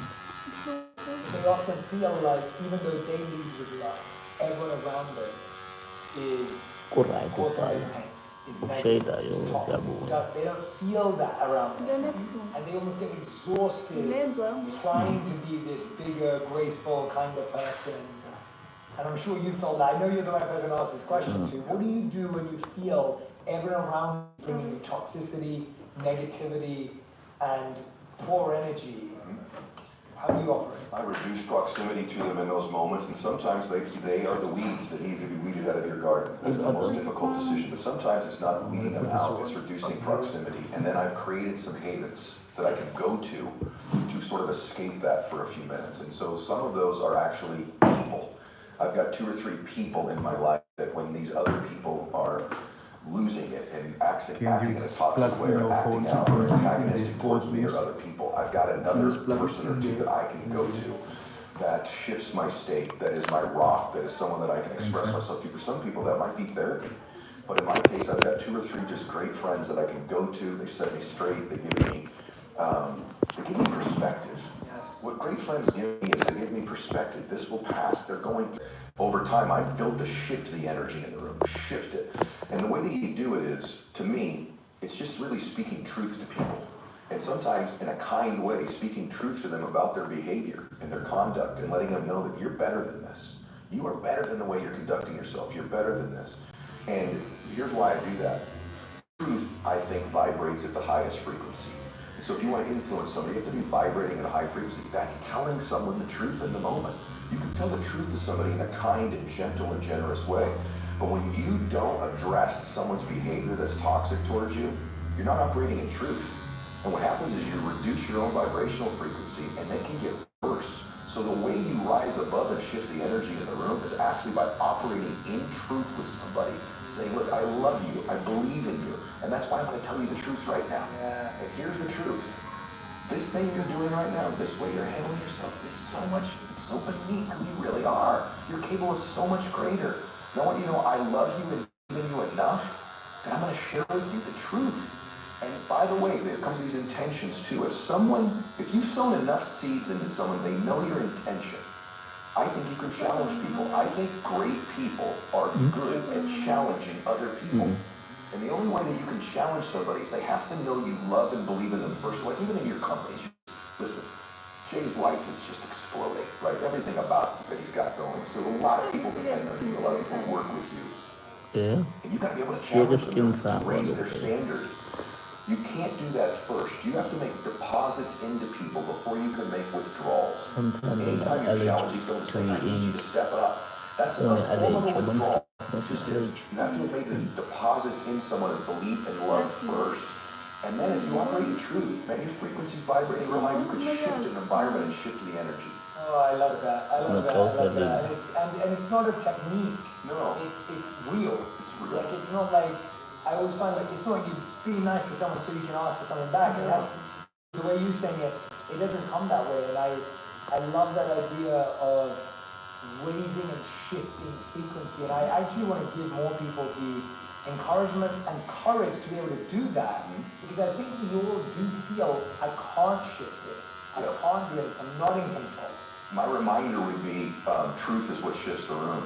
And when you come from a loving place and a truth-telling place, here's the other thing. I said this to you one other time. I don't know if it was on the show or not, but I think a lot of people feel inadequate about that.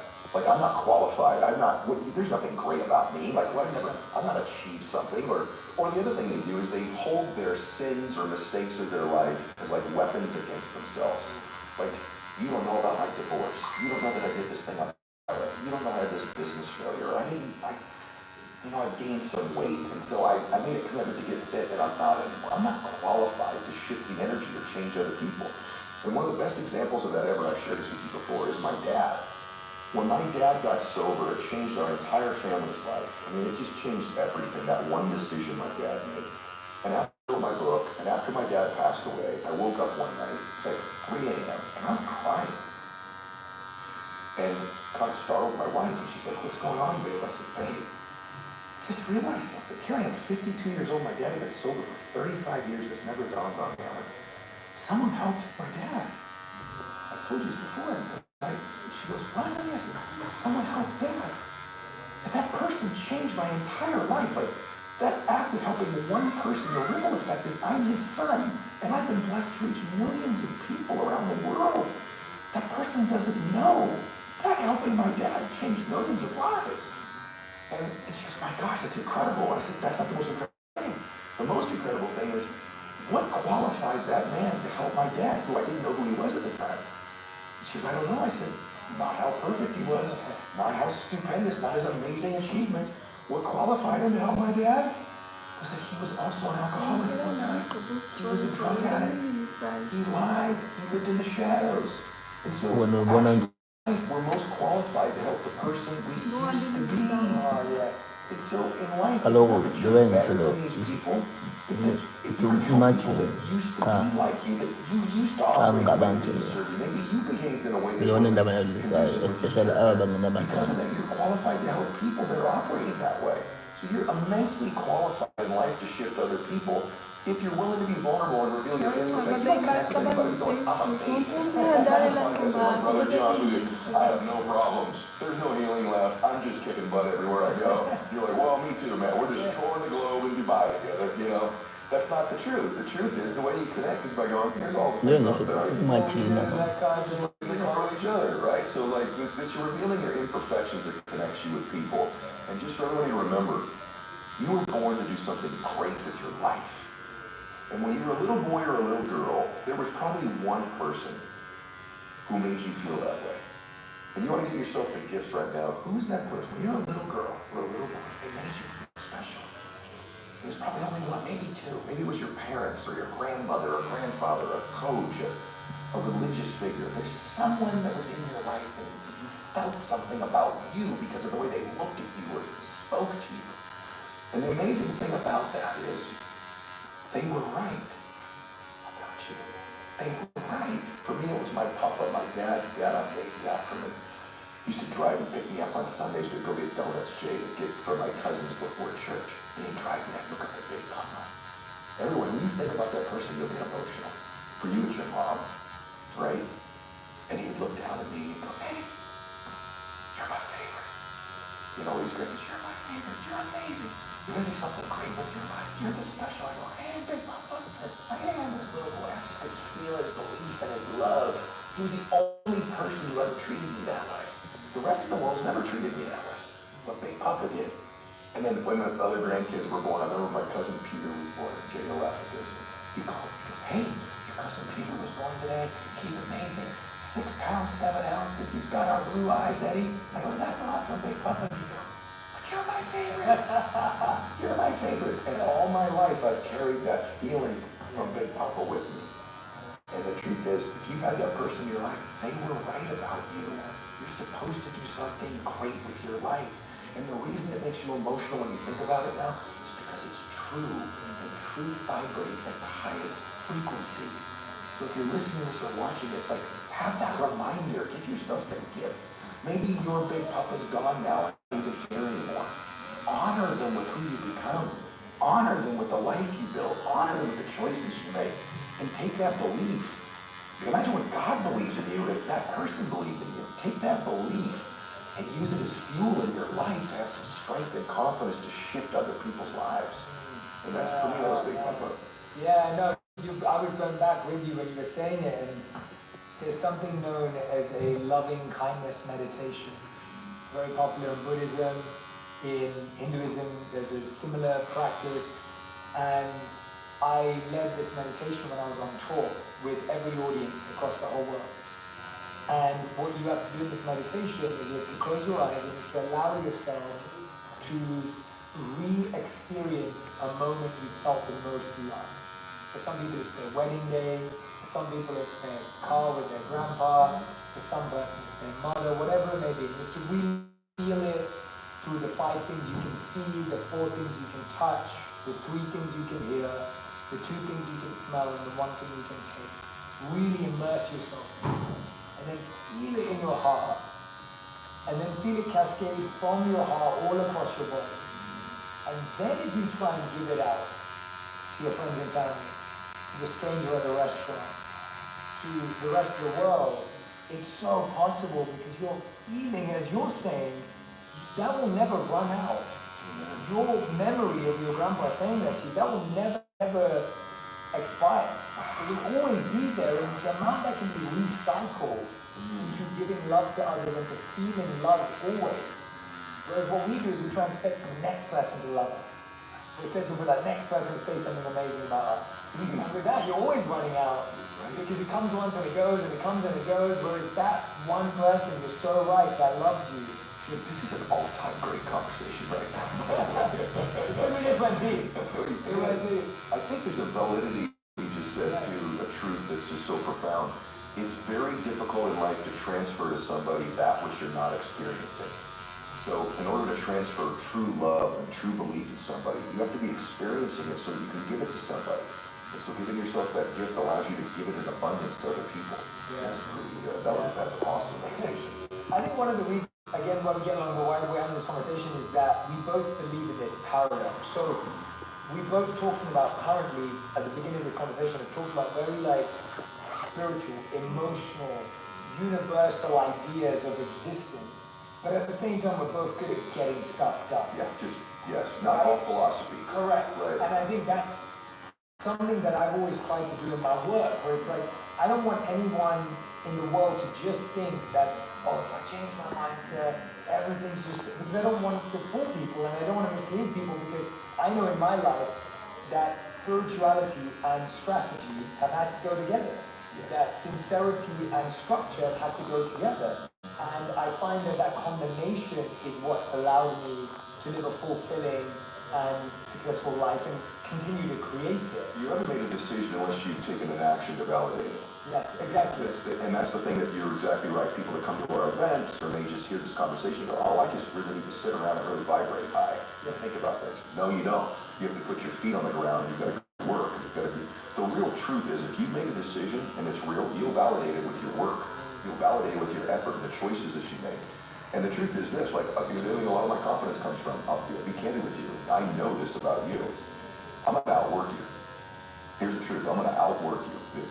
One thing I learned from my dad is that, listen, a lot of my confidence comes from the fact that I deserve to win. And I deserve to win because I'm working my tail off. And I don't think enough people give themselves the gift of just super hard work. I mean, I know your schedule. You know mine. We were talking about that. But the truth, this is just something I'm saying if I don't validate it with an action. It's like you said with your books, like, I love you. No, that's a verb.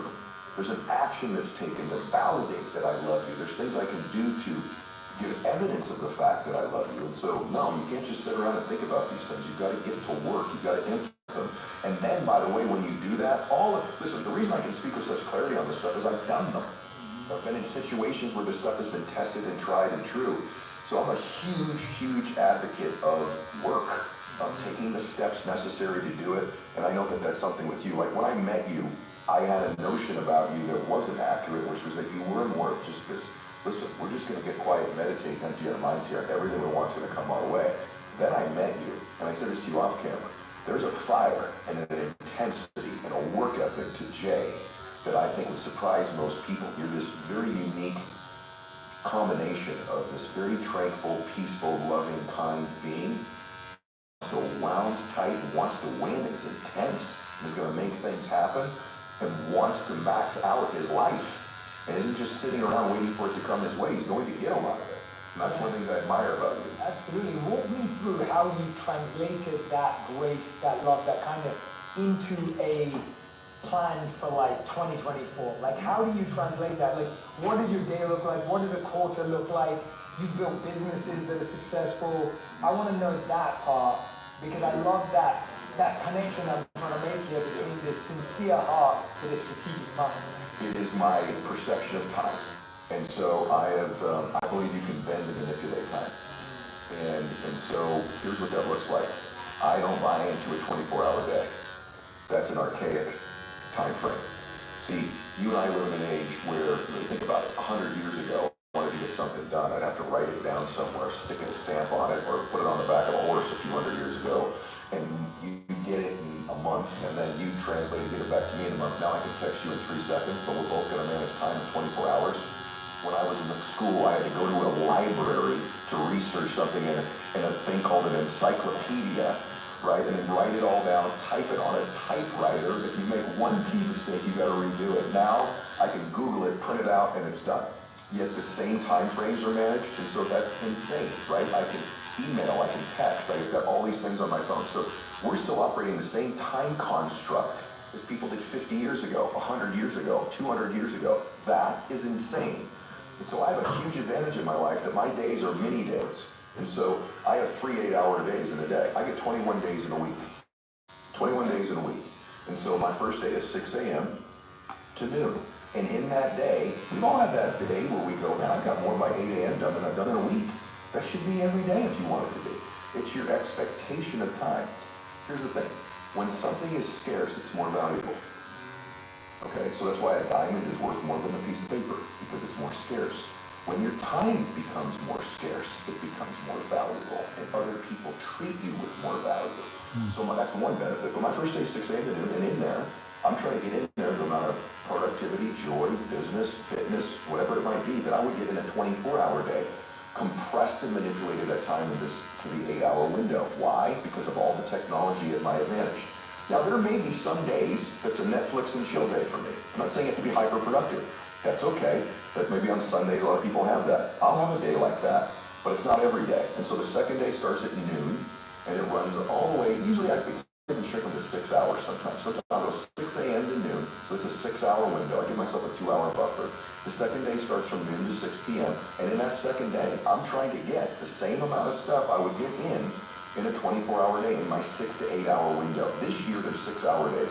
There's 6 a.m. to noon, noon to 6 p.m., and 6 p.m. to midnight. Now, I'm going to sleep, and then I'm going to get rest. I'm going to have laughter. I'm going to have faith. I'm going to have cooling at time. But now, what happens is at about noon every day, this thing goes off in my head, and I evaluate. What did I get done? What do I need to double my efforts on? What can I celebrate? What did I learn?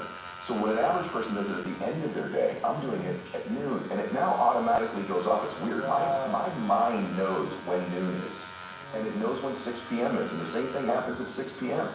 And then I'll run it again. And so I'm getting 21 days a week. You stack that time frame up over a year. When you get 7 days, and I'm managing time this way, compressed and bent time, I'm probably going to win. You stack that up over a year, 5 years, 10 years, and all of a sudden I've had all these more days. And here's the other thing. I just get a longer life. I'm getting multiple lives in one life, simply because I've taken control of what time looks like. So they used to be 8-hour days. You asked about 2024. They're now 6-hour days. And so I get more done oftentimes by 10 a.m. than most people will get done in a 24-hour day. And here's what that looks like really quickly. Too many people schedule 1-hour long meetings if we're going to be tactical. Most meetings don't need to be an hour, but we schedule them an hour because everybody's always done that. So my team knows, is this a 28-minute meeting? Is this a 5-minute meeting? Very rarely are they hour-long meetings, because when you have an hour-long meeting, now you're pacing yourself to fill the hour in. But I've only got a 6-hour day here, so there's a lot of 28-minute-long meetings that other people are taking an hour to do. We're just that much more productive, that much more efficient in our time. And so that's how you actually get the day done, is because this 1-hour concept is that you say, I'll meet you at 9 o'clock. I got 9 to 10 blocked off. Well, why? Most meetings don't need to be an hour long. Most business meetings don't. Most conversations don't. And that, by the way, will give me more time. Maybe my lunch is now an hour and a half with a friend because I've bent and manipulated time in I call them mini days.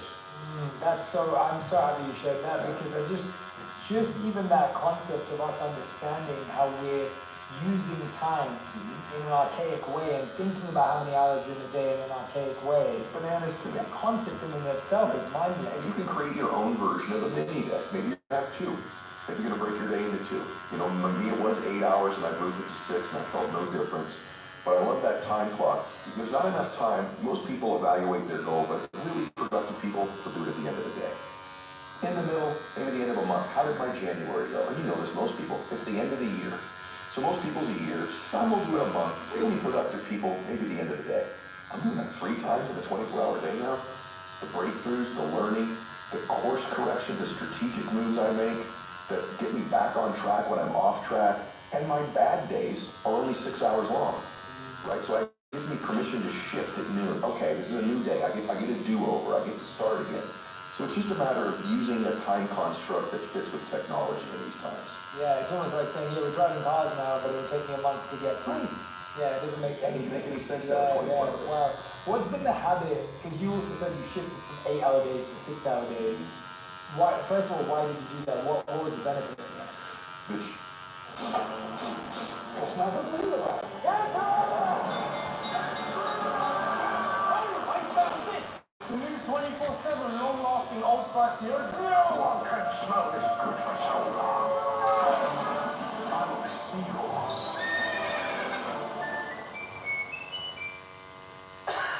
And don't forget my cough syrup. Is it a wet or dry cough? Hello? Don't take a chance. Take Vicks Active Plus. Unlike other cough syrups, its dual action formula relieves both wet and dry cough. Vicks Active Plus.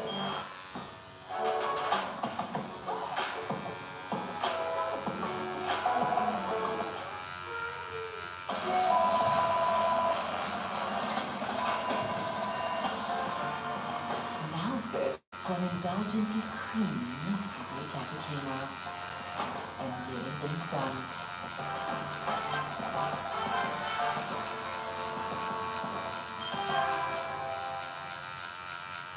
The shift for me was the 1 hour. So I'm like, why am I taking these 1 hour long meetings? If I move to 28 minutes, and by the way, it's awesome. And even you and I, even when we communicate, it's oftentimes like you and I have these beautiful, quick conversations, but by the way, there are sometimes my friends, I need to go deep, and we need 3 or 4 or 5 hours. But I know there's a lot of times in life, like, you know that friend that doesn't know when the text exchange is done? You know that person, you're like, all right, man, we've got, okay, it's over now. Like, we're both going to go now text other people or do other things. I've just gotten a little bit better at buttoning things up, so to speak, too, like phraseology and terminology. I was in a meeting a long time ago with Alex Rodriguez. I'll never forget this. It was a really great meeting. And I know, you know them as well. And so I was in a meeting with Alex, and I'll never forget, he's a gracious dude, he's a good dude. But our meeting was supposed to end at 1 o'clock in the afternoon. And I remember we were in the middle of something, and I was at his house, and it was back then, it was actually at J-Lo's house, but Alex was there. Anyway, and I remember at about 12:15, he looked at his watch, and that gave me a cue. And at 1 o'clock, he just stood up, kind of in the middle of the meeting. And that signified the meeting was over. And it wasn't rude. His team just knows when the meeting, time's up, we're done. And what that is, it set a context and a tone that when we have a meeting that's this long, that's how long it is. And setting up kind of disciplines and kind of barriers around your life, guardrails around your life, protects your time. And it's uncomfortable to do that because we feel, as people pleasers, which a lot of us are, we're scared to do that because we're thinking, oh God, if I stand up, is everyone going to think like I'm like stuck up? Like, there's going to be that sense. How do you deal with that discomfort and that awkwardness of I'm setting a boundary to protect myself, but I'm scared how people are going to perceive it? It's just being gracious when you do it. And it's also eventually what I've found is, like I said earlier, people now respect my time a little bit more. I become more, listen, there's a pace and a rhythm to success. Here's something no one talks about when it comes to success and being productive, and you know this. There's a rhythm and a cadence to it. It's an invisible thing. But the people that are winning somehow have found themselves, you know this with the actors you've worked with, or entertainers. It's hard to express, but they found a rhythm and a cadence to their life that creates momentum in their life. Momentum's a major magnifier in life. When you get momentum, but there's a rhythm to it. And when you sort of aren't disciplined with your time and the meeting runs over 10 minutes or 20 minutes, you are not in the rhythm of success. There's a pace. It's not hurried. It's not hurried or rushed, but it's a little quicker than most people. Successful people walk a little faster. They're in a little bit more of a hurry. They talk a little faster. There's a rhythm and a pace and an intensity, a passion to the dialogue and the conversation. You know exactly what I mean. And it's invisible. Maybe you can express it well right now too, or how you've seen it. And until you find that, you're not really in the rhythm of hyper-productivity or bliss or success. And when you're around people that possess that rhythm, you feel it, and it isn't demeaning when they do it. There's a graciousness to it and a respect you have that they respect themselves and you enough in that moment to be organized enough and disciplined enough not to let it bleed into a place that it doesn't need to go. You know what I mean, right? Yeah, it's actually looping back. I'm so glad you raised that because it's such a subtle point. And to me, it comes back down to something I raised earlier, this energy and time balance. Because the question I ask myself is, the time that I set the meeting is based on when I think my energy will be best. And the amount of time I give a meeting is the amount of time I can give intense 100% energy. So I'm not, for example, when I'm recording a podcast, we do 2 podcasts a day maximum. The reason for that is, I know if I do a third one, I have the time to do a third one, but my energy is not there, my presence is not there, I'm not at 100% intensity, which means the quality drops. So it's also not just doing more, as you're saying, it's not just doing more because I can squeeze more in a day. I just know the third podcast is going to be the worst one that I record, so we don't do it. By the way, you should have told me that about 2 years ago. No, seriously, that you're 100% right, and I make that mistake sometimes of doing 4 in a day, and it's not fair to the third and fourth person. It's not. I can't do it. You might be able to do it. You will have different capacity. You're right, and the other thing I do on my schedule, since we're being tactical, is I like to load up my Mondays and Tuesdays with heavy things early in my week, and I like the later part of my week to be a little bit more peaceful and joyous, so that I'm sort of building toward, it's almost like my Super Bowl almost, my Mondays and Tuesdays, those are going to be heavy days. The other thing I do is my most important meetings, I kind of know me. I'm not particularly a great early morning person, nor am I great late at night. I'm really in a good space about when I'm recording this right now. That sort of noon to 3 p.m. window for me, I don't know if I'm the most hydrated, I've already worked out. So my really important meetings, I try to schedule in my highest energy state when I know I'm peaking in my given day. So you're 100% right about that. Yeah, and I think these are the mechanics of how you connect energy and the real world, because you can't just say, I worked out this morning, I feel good, everything's going to go all right now. And I think we have that kind of, we have this checklist mentality of, if I've done these 3 things, then everything else will go okay. But actually, all the other stuff needs to be managed and intentionally designed. I think, I've been talking a lot about this recently with people, that I think often we think if people are casual or relaxed or laid back, then things will work out better. But actually, you find, as you're saying, most success, productivity, and joyfulness is intentionally designed in order to create an experience. And I wanted to get your thoughts on that. Like, you're 1,000,000,000% right, Chad. The higher you climb, there's all this other stimulus happening in your life, right? So if you don't create those constructs now, when you get to a point where like you get the things you want in your life, the demands on your energy and time only increase. And your ability to manage that and create structures around you that keep you productive, that's a huge thing you just shared. I've watched a lot of people climb to a point, and when they get to that point, they didn't create new structures around them to support the next level. Every level you climb requires a different type of energy and structure. And so some things, even that I'm doing right now, I know maybe 4 or 5 years from now, I'm gonna have to reevaluate those that'll change with the conditions of my life. For me, right now, as busy as I am, it requires more intent to structure than ever in my life. And if I didn't create them when things weren't quite this busy, I don't think I would have continued to flow into the next state. And I've watched a lot of people get to a place and then they can't navigate that next level because of the structure, the lack of a team around them, quality people, management of those things. And so I'm always trying to be ahead structurally to my results. What most people think is, I'm going to produce this thing, and then when I get there, I'll figure it out from there. That stagnates your growth. You've got to be preparing and expecting that growth and creating the structures around you to facilitate it so it continues to flow. So good, so good. And I think we get sentimental. And we get sentimental, like, I can't let go of this habit or this structure or this thing because it's got me here. And I feel like you have to get really non-sentimental. Like, right? What you're saying about is preparing. Well, mine's my morning routine. I used to have a very long morning routine. Cold plunge, meditate, pray, gratitude ritual, stretch, you know. And the thing got so long that I'm like, my gosh, I'm 2 hours into a routine here. I gotta get to work. I gotta get some stuff done. And so you kind of, and what it was is, I started to accumulate these sentimental things that, man, that day I cold plunged, I ended up speech that day, so I better keep cold plunging every day, and I better keep. I started stacking up this closet full, and I had to commit. It's like an old closet full of clothes. I go, which of these don't I wear anymore?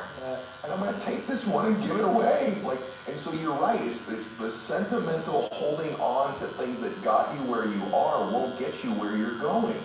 And so I have to constantly kind of audit my closet, so to speak. And so my morning routine now is nowhere nearly as sophisticated as it used to be. It's much more brief, but it serves me now. It serves who I am now. It serves my ambitions and goals now.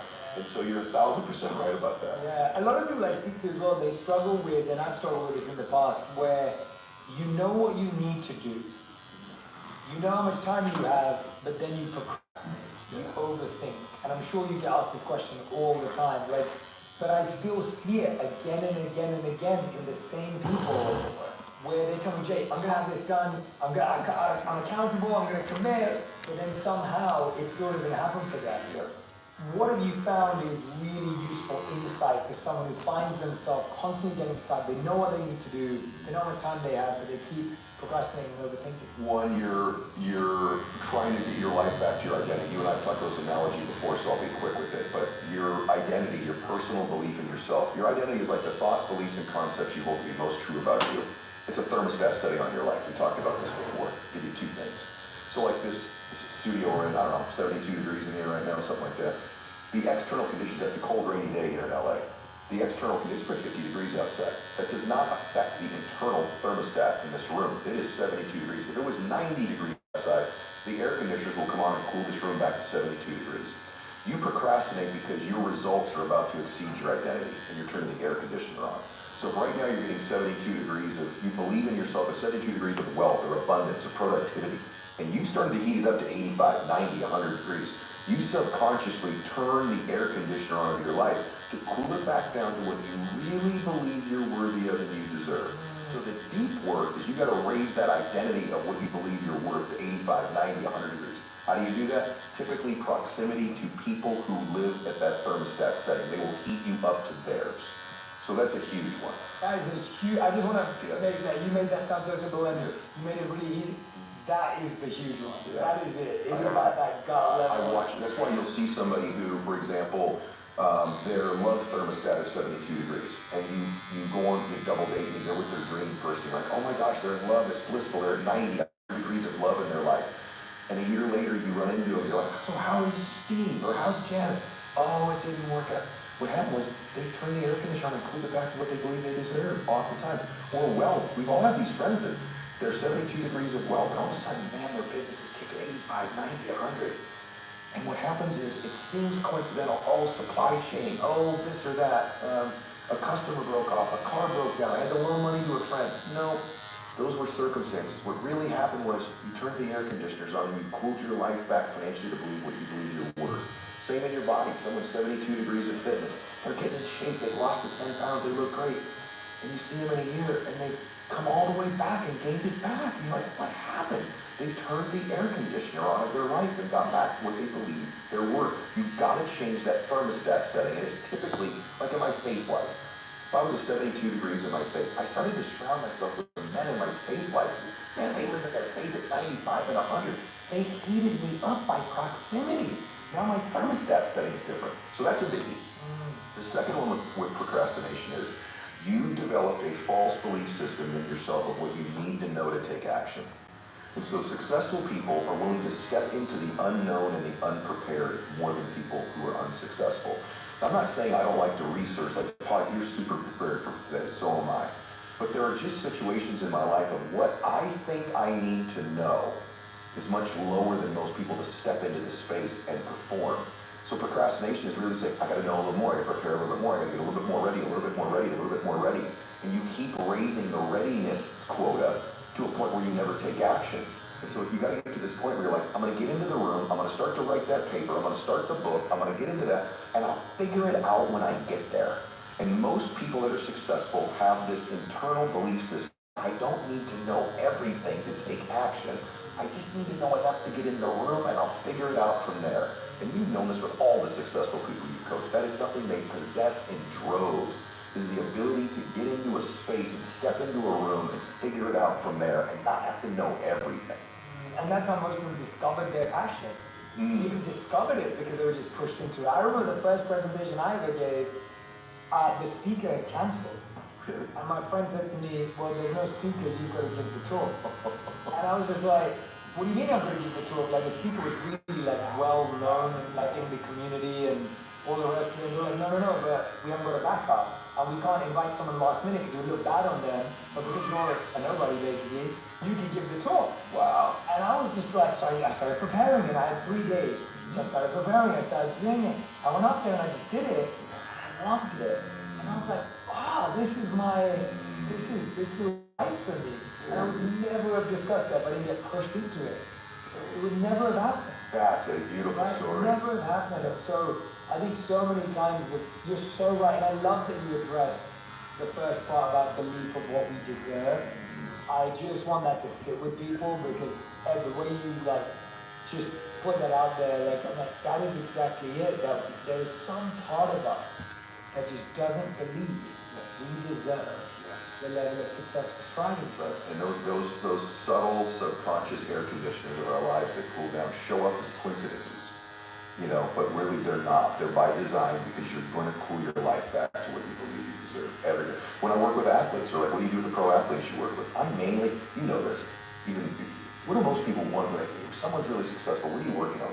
Usually their identity or their confidence. It's usually those two things.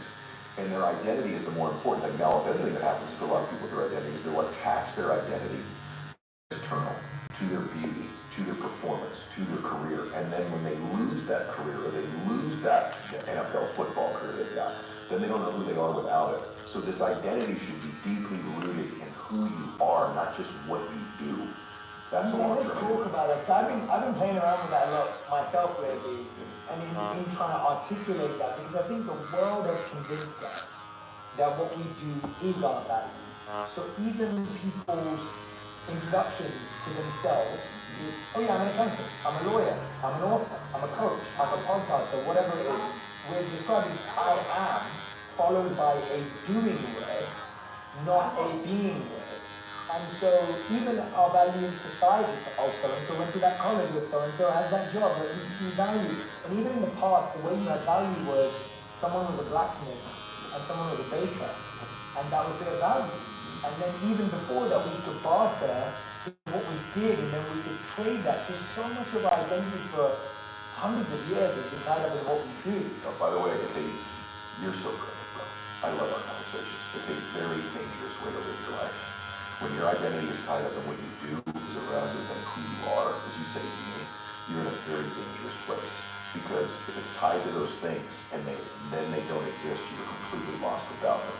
And it is a very shallow, and I don't mean like shallow in the sense that you're shallow like a credit. I mean there's not a lot of depth to that identity that is long lasting when it's attached to what we do or what we look like or what we achieve. You'll say you're right. I just met someone the other day who I knew immediately they lacked a strong identity because they immediately just resonated with me. I did this, I did that, I achieved this, I was working on that. I actually stopped because I really liked it. And I won't say you wouldn't do a big one like this. I really like it. You wouldn't do a big one, I like you. What impresses me is who you are, your kindness. She's brilliant, by the way, this woman too. You're so brilliant, so kind. That's your identity. Your identity isn't your MBA. Your identity isn't and you know that tattoo person. It's not your identity, but they've linked it to that. And it is a dangerous way to live your life, and it's not a deep way to live your life. The deep way to live your life, when you can make an impact in multiple areas, is to root your identity in who you are, those intentions, the things that you believe to be true, your character, the way you conduct yourself, your value in life, your value, you're valuable. That's where identity is deeply rooted, not in the external. It's okay to be proud of your degree or your achievement or your career or your company. That's different. Being proud of something and having a sense of gratitude for what you've achieved, that's great. But when you link your identity to it, you're in a dangerous and shallow place. Absolutely. Luar. Last question, we talked about peace. Bongga. talk about productivity. How does it not lead to burnout when you're trying to do all this? Like you're working on the internal stuff, you're working on the productivity. It's like, gosh, Jay, I'm exhausted trying to do all this. I'm exhausted trying to manage. Like, I want to be successful, but I want to be spiritual. I'm trying to do. I want to be everything and do everything. Like, how do you? How do you manage them? What have been your reflections on burnout, exhaustion, and then of course ruining relationships in the person? Well, I've done all this. So I have experience in burnout and ruining relationships and messing things up. And here's what I learned. I want all the things I want, but I don't have to have them right now. And it's the right now of like, I gotta be in a hurry, I gotta do it now. There's a power of now. Some people lack the ability to operate it now. But for me, it's, I have built into my life rest. Last night I slept 12 hours. And the reason is I've been getting to the point. I saw the Bible on very faith. Too much now. So I reflect back on my faith, I reflect back on, I mean, there's basic things. I'm a person on earth and grounding. I wasn't telling upon the bias and then I'm real big on my recharge stuff now, and sometimes that means lots of sleep. Believe it or not, I used to brag that I got 5 or 6 hours of sleep, and I could operate on that. There's a season for that that's big. There's also a season where I listen to my body. Kalau aku bina ibu sana kan, ubana songa pangan.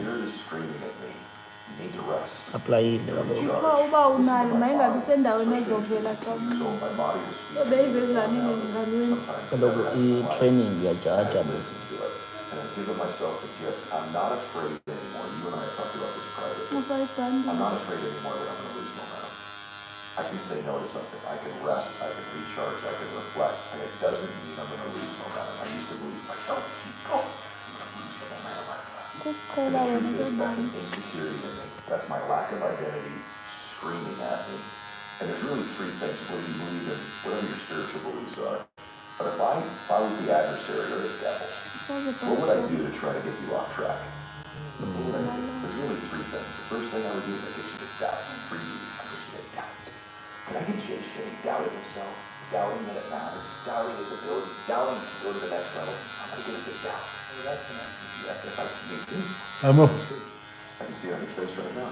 Me too. Doubting me. The second thing is I'll get him discouraged. I'll have a real critic. I'll have some hits. I'll have a miss or 2. Swing and a miss. If I get him discouraged, then I got him. The third thing, if I can't do that or I'm both, I'll get him delusion. Delusion is believing something's worse than it is or better than it is. And you stack it. You start to stack it. What about this? What about this? What about this? What about this? And I get you magnifying something to believe that it's a far bigger problem than it is, far more dramatic than it is, or far better than it is. You just explained my last 12 months. Oh my God, wow. And so those are the 3 D's. And so it's doubt, discouragement, and delusion. Wow. And what I try to do is when I see them showing up, and they do, I go, I know exactly what this is. This is the negative coming to get me. This is trying to get me off course with my dreams and my vision and my contribution. And I am not going to let other people be cheated because I doubt and I'm discouraged and I'm delusional. And so I really focus when those things come up and I identify them when they're there and I root them out because I know where they're coming from and they're not coming from good, they're not coming from God, they're not coming from high vibrational frequency, they're coming from the worst of the worst. And so I absolutely bring them out when they show up. And that is a huge gift to me. You have no idea. You have no idea. Genuinely, you have no idea. That is a gift to me. That's a real gift. And my dad, everyone, follow Ed on Instagram if you don't already. Go listen to his podcast. Books, I mean, no new books right now. Just Power One More is the book we discussed last time. Power One More. I do the best. Thank you so much for coming back. Love these conversations. Honestly, they're so healing and therapeutic to me. I feel like I'm not 72 spending time at the 95. It's like, it really does heat me up, honestly, genuinely. Like these are such life-giving conversations for me. So I'm so glad we recorded it. I'm so glad we got to share it. I'm grateful, man. Genuinely grateful. So am I, brother. You're a blessing in my life. You're a blessing. If you love this episode, you will enjoy my interview with Dr. Daniel Amen on how to change your life by changing your brain. if we want a healthy mind, it actually starts with a healthy brain. You know, I've had the blessing or the curse to scan over 1,000 convicted felons and over 100 murderers, and their brains are barely damaged. Help prevent breakouts with Nivea Clear Up Night and Day routine. Ayikhumbule amuvu yeqhegu elenza ikhadi. Believe.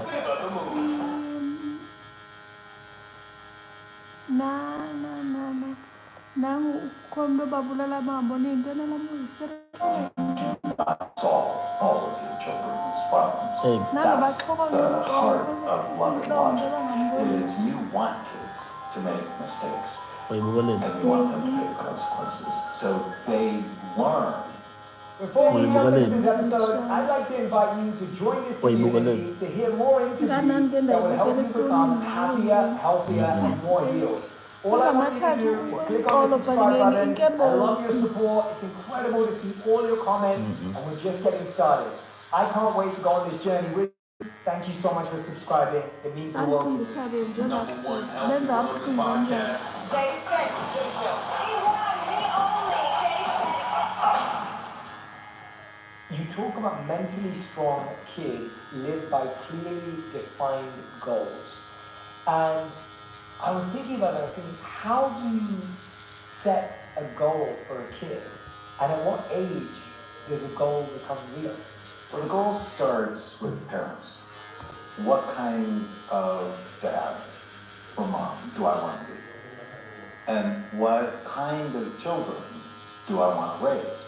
So in raising mentally strong kids, I mean, the first principle is you need to be mentally strong, right? You have to model the message. In Amen Clinics, our first core value is authenticity. And what does that mean to be mentally strong? Well, the first principle is clarity, is you want to know. So when I was growing up, my mom was great, she was present, but there were way too many of us. There were 7. I'm 3rd, means irrelevant. At least that's what I thought. You know, Prince Harry's book, Spare. Well, in a Lebanese family, the oldest son is golden, and the second son's irrelevant. Now, there's huge upside to irrelevance, which means I can do anything I want. But my mom was present and fun and playful and strict, all good qualities. My dad was gone. And so when I'm thinking about what kind of parent do I want to be, is I want to be present. Because that caused a lot of bitterness in my life. And if you read sort of the latest neuroscience on childhood, attachment is so important to prevent mental illness or mental health problems. And so if I want to be present, then that leads to the second principle, which is bonding, which is connection. And how do you connect? And too many parents get that wrong. And like, oh, I solve all of my child's problems, which creates entitlement and disaster. But the first one is what do you want? And I think it's a great question for kids when they're 6 or 7. What do you want in our relationship? Like I treat a lot of difficult kids, and one of my favorite questions to parents, how many times out of 10, when you ask this child to do something, will they do it the first time without arguing or fighting? And 7 is the average for healthy kids. So therapy kids do something every time, right? But for the kids who see me, it's 0 or less than 3. And when I ask the children about this, 7, 8, 9, I'm like, is that your goal? To make your mother cry? I'm like, no. I'm like, why do you do it? I don't know.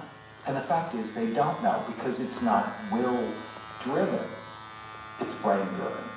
And that one concept all by itself, on top of which If a child doesn't do what you ask them to do, and you ignore it, or you just repeat it, what you're doing is teaching them to do that. And the brain is lazy. So, this is going to be a fun conversation. How about the people that would say that that may make children obedient, but it doesn't make them free thinking, or it doesn't make them independently thoughtful? I think we sometimes feel like these two things work against each other, right? Like if we feel we're like, they listen to everything we say and they do what we say, then how do they build up their own sense of identity? How does that Well, work? that's totally in the book on how to do that, and that is, you do not solve all of your children's problems. That's the heart of love and logic. Is you want kids to make mistakes, and you want them to pay the consequences. So they learn agency is such an important word in lives. So I have 6 children. 3 of them are adopted. And Chloe, who's now 20, she's a bit of a headache. And argumentative, oppositional, and I'm a child psychiatrist. And Chloe was 2 when Tam and I met. And I'm like, Tam, you've done 2nd grade.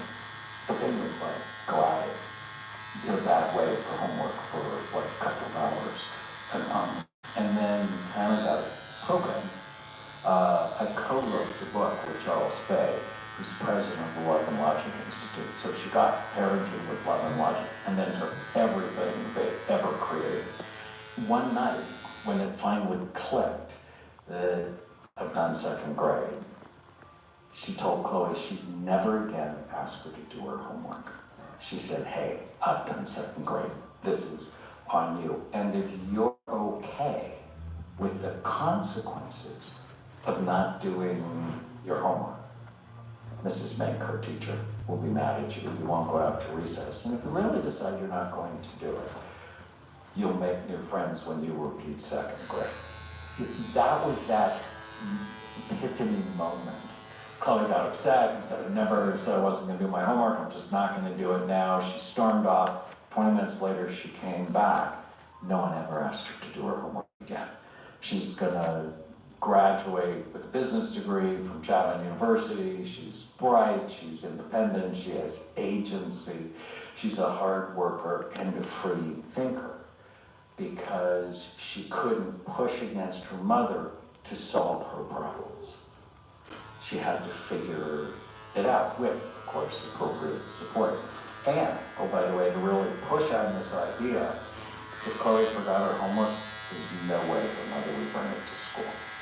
Because then she'd only forget it once, right? If she forgot her homework and we brought it to school, we'd always be bringing her homework to school. If it was cold out and she forgot to bring a sweater, nobody's bringing a sweater. She forgot her lunch, nobody's bringing her lunch.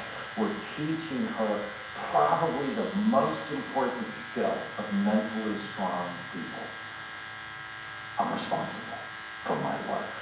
And if there are consequences, I'm going to pay it. And so you want them to make mistakes when the consequences are affordable. What age is that at? Is that at a particular age, or is there a time when? 4, 5, 6, you know, earlier the better. And of course, you're always putting, you know, like a bowling alley, you're putting bumper guards up to protect them. But when I was a young parent, I think my self-esteem wasn't great. And I would get self-esteem by solving my children's problems. And what I realized is I was robbing them of their self-esteem. Because where do we get self-esteem? There's this great study out of Harvard where they followed 454 inner city Boston school kids for 70 years.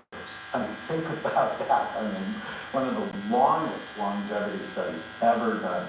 And they looked at what was going on with mental illness, with addiction, with self-esteem.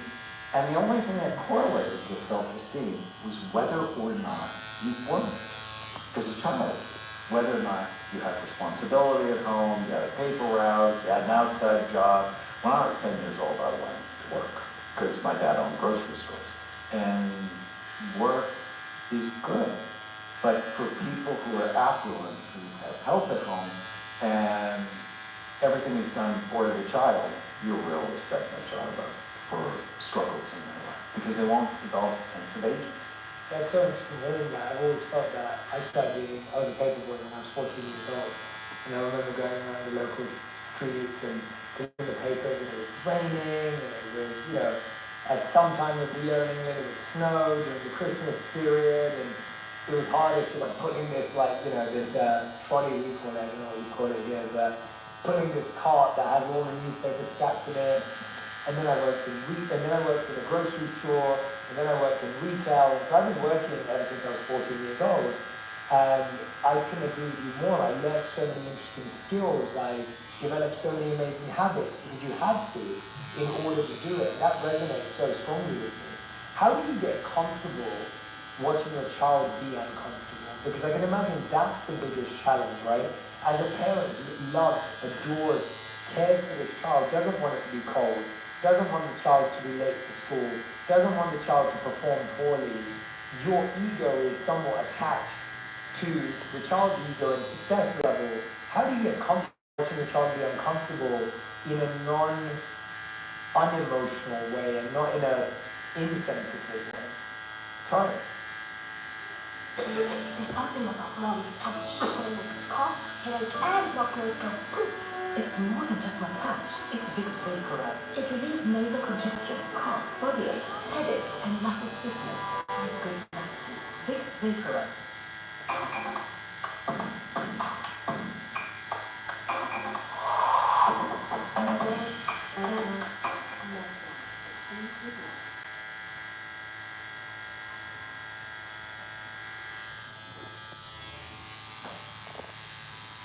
You have to have the big picture in mind and the long game in mind. What do I want? What kind of parent do I want to be? Effective, present.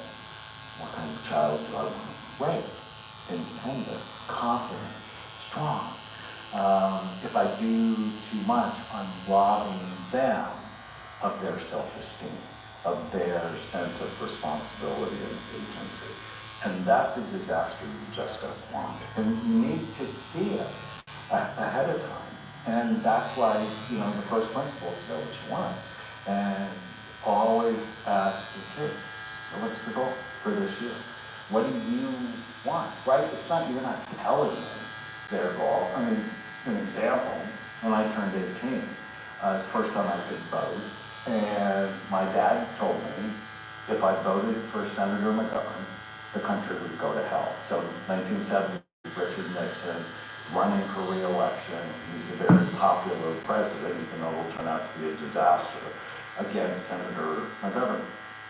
And I'm 18, and I don't have a relationship with my dad. I mean, we're sort of mostly mad at each other. He's trying to have influence on me, but because we don't have a relationship, I just as soon piss him off. Right now, it wasn't my conscious thought, but I just as soon piss him off. And I voted for McGovern, and the country went to hell, but it had nothing to do with McGovern. It was all Nixon and Watergate and so on. But it was that lack of relationship. And if people do what I talk about in the book, you have more influence with them. And that leads to, so the first principle is goal setting. The second one is bonding. It's attachment. If you want to have influence with your children, if you want them to seriously consider your values, you have to be connected with them. What does that take? Time. Like actual physical time where you're not on your phone, but you put the phone away and you spend 20 minutes a day with a child. So there's an exercise I talk about in the book that I love so much that, all the things I've recommended to my patients over the last 45 years, when I decided to be a psychiatrist 45 years ago, special time. It's magic. And 20 minutes a day, do something with your child. Child wants to read. That's what you can do in 20 minutes, so it's like not taking them to Nordstrom's. And during that time, no commands, no questions, no directions. It's just time to be there. And it's money in the relational bank. And I remember when I first figured this out, my literary had a child later in life. We were talking on the phone, and he's like, my daughter, Laura, doesn't want to have anything to do with me. And she's 2. And he said, that's like the girl thing, right? The mother-daughter thing, they don't want anything. I'm like, no, Carl, you're ignoring her. What? What do you mean I'm ignoring her? I'm like, you're ignoring her. Do this. And he said, that won't work. I'm like, oh great, you directly said, idiot. My own literary agent won't do what I say. Do it. In fact, I'm going to put you in my schedule for 3 weeks. I'm going to call you, get the party started. And so 3 weeks go by. I call him up. Carl, Daniel, she won't leave me alone. As soon as I walk in the door, she grabs my leg and wants her tongue. All she wants to do is be with me. I'm like, that's a problem? That's what we want, right? That's what we're after. So, actual physical time. And now, parents are so busy, they're not spending this one-on-one alone time listening. So that's the second part of it. So time, actual physical time, and shut up. It's so important. So, you love them so much. You want to pour all of your knowledge, all of your wisdom that you worked your whole life on, and download it into their head. Don't do that. Listen to them. And therapists learn this technique called active listening. That whenever someone says something you don't interrupt and tell them how to think, you repeat it back. And you listen for the feelings behind the words. So my son came home and said, Dad, I want to have blue hair. I don't know what your father would have said, but I know what mine would have said. Well, as long as you live in this house, you can have blue hair. But what does that do? It just stops the conversation or it starts a fight. Active listening teaches you, repeat back what you hear. Oh, you want to have blue hair. And then be quiet long enough for them to explain what's really going on. And he might say, all the kids are wearing their hair blue. Now, I've been to school, I know not everybody's blue-headed. And if I would have said that to my dad, I don't know what your dad would have said. I don't care what anybody else is doing, as long as you live in this house, you're not going to have blue hair. They're going to jump off a bridge and you going with it. I've heard that. And what does it do? Stops the conversation or it starts a fight. Sounds like you want to be like the other kids. Completely different conversation. But that's, and you might say that, sometimes I feel like they don't fit in. Now my mother would have said, what do you mean you don't fit in? Of course you fit in. You're a good boy, you're a good-looking boy, you're a nice boy. And that's not helpful either. What's just helpful is, so sometimes you feel like you don't fit in. And then give it a breath. So they're the ones solving their problem. Now, at the end of the half an hour, he says, I still want to have blue hair. And I tell him, no, well, as long as you live in my house, because it's not cool to look weird. I mean, if you look weird, you're going to hang out with weird people, right? It's okay to have boundaries around behavior. Some parents, they have no boundaries. And I think some boundaries are appropriate. What does no boundaries lead to, from a neuroscience and from a study perspective? What is the mental health problems? So there's this great study out of the University of Oregon. They looked at 10,000 families, and they looked at parenting along 2 dimensions. Parents who were firm versus permissive, and then hostile versus loving. And if you take those 2 dimensions, you end up with 4 types of parents. Permissive and hostile, permissive and firm, loving and permissive, loving and firm. And they looked at what were the consequences or the outcome of each parenting style. Do you have a sense what would be worse What would be the worst one that creates the most trouble? You would think that it's hostile and permissive. Hostile and permissive. The worst. What do you think is the second worst? Loving and permissive? Loving and permissive. Shocking. Because children need boundaries. And the loving and permissive ones have more mental health challenges than the hostile and fun. Now, that's not helpful, right? That creates anxiety. But children need boundaries. I often say God gave us parents until our frontal lobes develop, right? The front third of the brain, the most human part of the brain, focused forethought, judgment, impulse control, and that's why you need parents to help guide you. And one of the big mistakes we make as a society is we advocate parenting before their frontal lobes are developed. So I'm not a big fan of sending children away to college because you're going to take their undeveloped prefrontal cortex and put them in a dorm with a whole bunch of other undeveloped prefrontal cortices. Bad idea. And, I learned this as a child psychiatrist. Send kids away to school, the incidence of anxiety goes up, depression goes up, suicide goes up, addiction goes up, and it's not a good thing. How were you able to get around that with your kids being in college as well? Well, when my daughters wanted to go to the University of Virginia, so always across the side, I'm like, no, you have to somewhere. I didn't drive to see you. Wow. So that's it.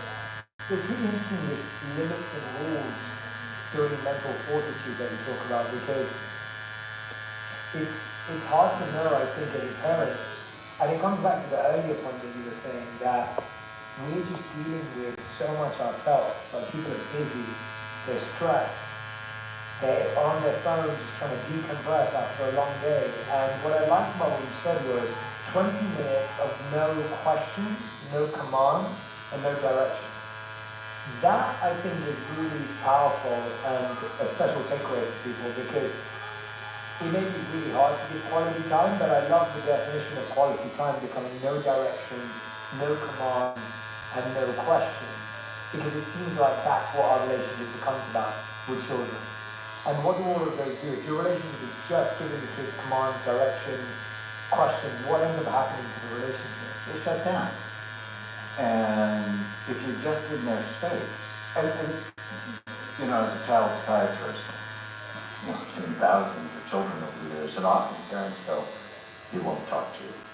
He doesn't want to be here, he won't talk to you. I go, yeah, it's really hard to be me.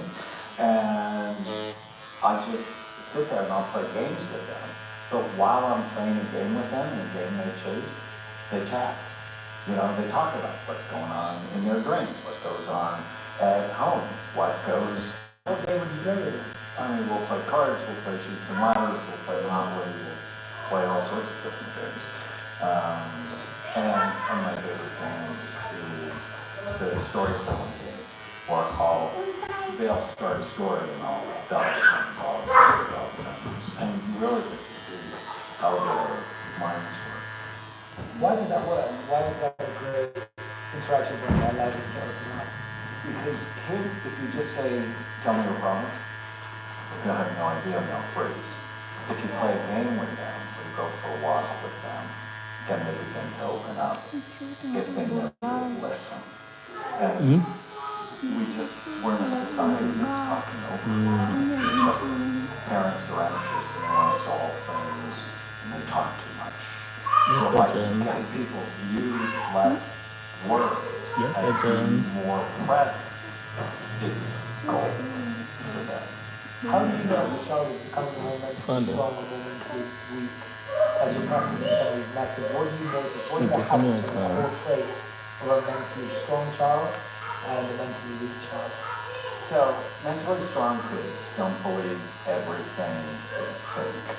This is so important. Before another episode, we talked about killing the ants, the automatic negative thoughts. Actually, I have a book called Captain Snap and the Superpower Questions, where I wrote specifically to teach kids to question their automatic thoughts. And so a vulnerable child, so maybe we wouldn't say mentally weak, we should say vulnerable, is you notice they have stinking thinking, that they mind read, they fortune tell, they focus on what's wrong rather than on what's right. The strong child still have those sides, but they'll have a question that they just won't attach to what I call it, the different kinds of things. And blame is like the worst thing. You blame other people for your life, you become powerless when you say that I can do your day to solve this problem. And that's the essence of the book, along with Love and Watch. What is it I can do today to solve this problem? Yeah. Obviously, none of us are perfect, and I think every parent is already judging themselves in how they are. A lot of people carry that weight around and they carry that stress around. If I'm not a good parent, I wish I could have handled that better. I shouldn't have said that. I should have said that. What's a healthy way to repair a mistake you made? Maybe you said something you shouldn't say. You did something you shouldn't have done. And you've done it a few times. What's a healthy way? So there's a guilt cycle that people get into. They overreact, and then they feel bad about it. So they don't. And then they let it go, and they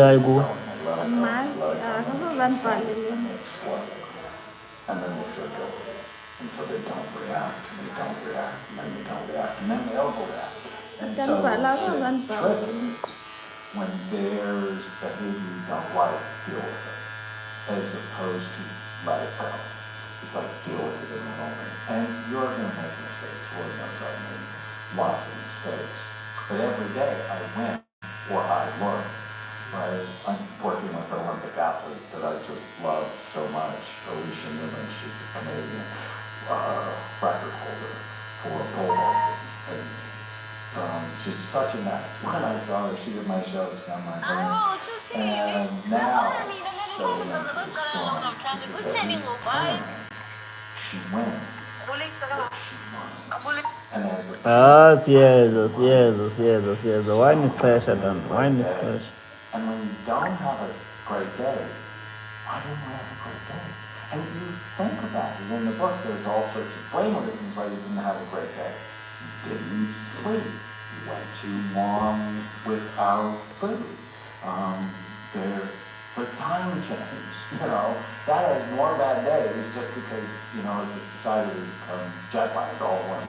So if you can just be curious rather than being furious, it helps you so much. So if you have a really great day, it's like, okay, what did happen?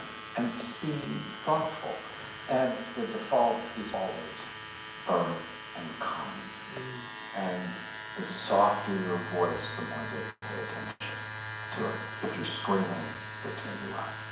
And they get mad.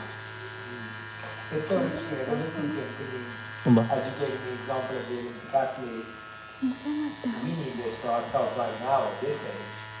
Because our child self didn't probably get this kind of parenting or wasn't exposed to this. And so even that statement you just said that I either win or I learn, I think that's a habit that any of us listening to this right now need to develop. Because I think just as we're harsher on children or harsher on someone else, it comes from the fact that we're harsh on ourselves. Like there's this inner critic and this inner voice that breeds negativity, and as you said, the guilt cycle that continues. It seems that then becomes the externalized version of how we treat kids, and then again the wish to bring that because we know it's wrong. When you're trying to become mentally strong yourself, and feel like you don't have time, your kids need dinner cooked, you need to do their homework with them, like, I feel like there's a massive loss of time, balance, the ability to cater to this. What do people do when they're like, Jay, I'm just surviving, I'm just putting food on the table, it's just about even surviving for myself, when you switch on the TV in the evening after the kids are asleep, like, I get no time for myself. How do you balance that time? That's why special time is not 2 hours with the child. It's doable. You're playing the long game. And too often, parents love their children so much. Is do dance. And it's like, stop that. Thanks, Mr. C. Time to spend with each other. And you're like, well, but I have to do my homework with the children. It's like, please don't. That's not what the schools want you to do. They want the children to do the homework. And if they don't do it, like the kids pay the consequences. But then what parents do is they get into this fortune telling thing. It's like, well, then they won't get into the best preschool, and they won't get into the best school, and they won't go to Harvard, and their life will be terrible. And like, I went to a junior college, or community college. I'm actually in the Hall of Fame at Orange Coast College. I actually think many people, Mark Cuban actually said that, it's like, most people should go to a community college because it's such a low cost and it's the same education, right? But people have this idea of prestige is attached to my self-esteem. And prestige is a French word, it comes from a French word for deceit, right? I went to a community college, my life's just awesome because I work hard, right? And ultimately, another point, you never want to tell a child they're smart when parents get so bright. They're so smart. Don't ever do that. Go, you work hard. Because if you tell them they're smart and they can't learn something, their self-esteem drops. If you go, I really like how hard you're working, and they come up with something hard, they work harder. And you also teach kids, because mentally strong people ask questions. And too often, it's like, no, I want to ask questions, so I don't want to appear dumb. Rare Lotus, no, it's not that. Ask questions. And so when It's I was not in that. elementary school, I never asked a question. And then I Think guys with you in, eh? realized, since I was in the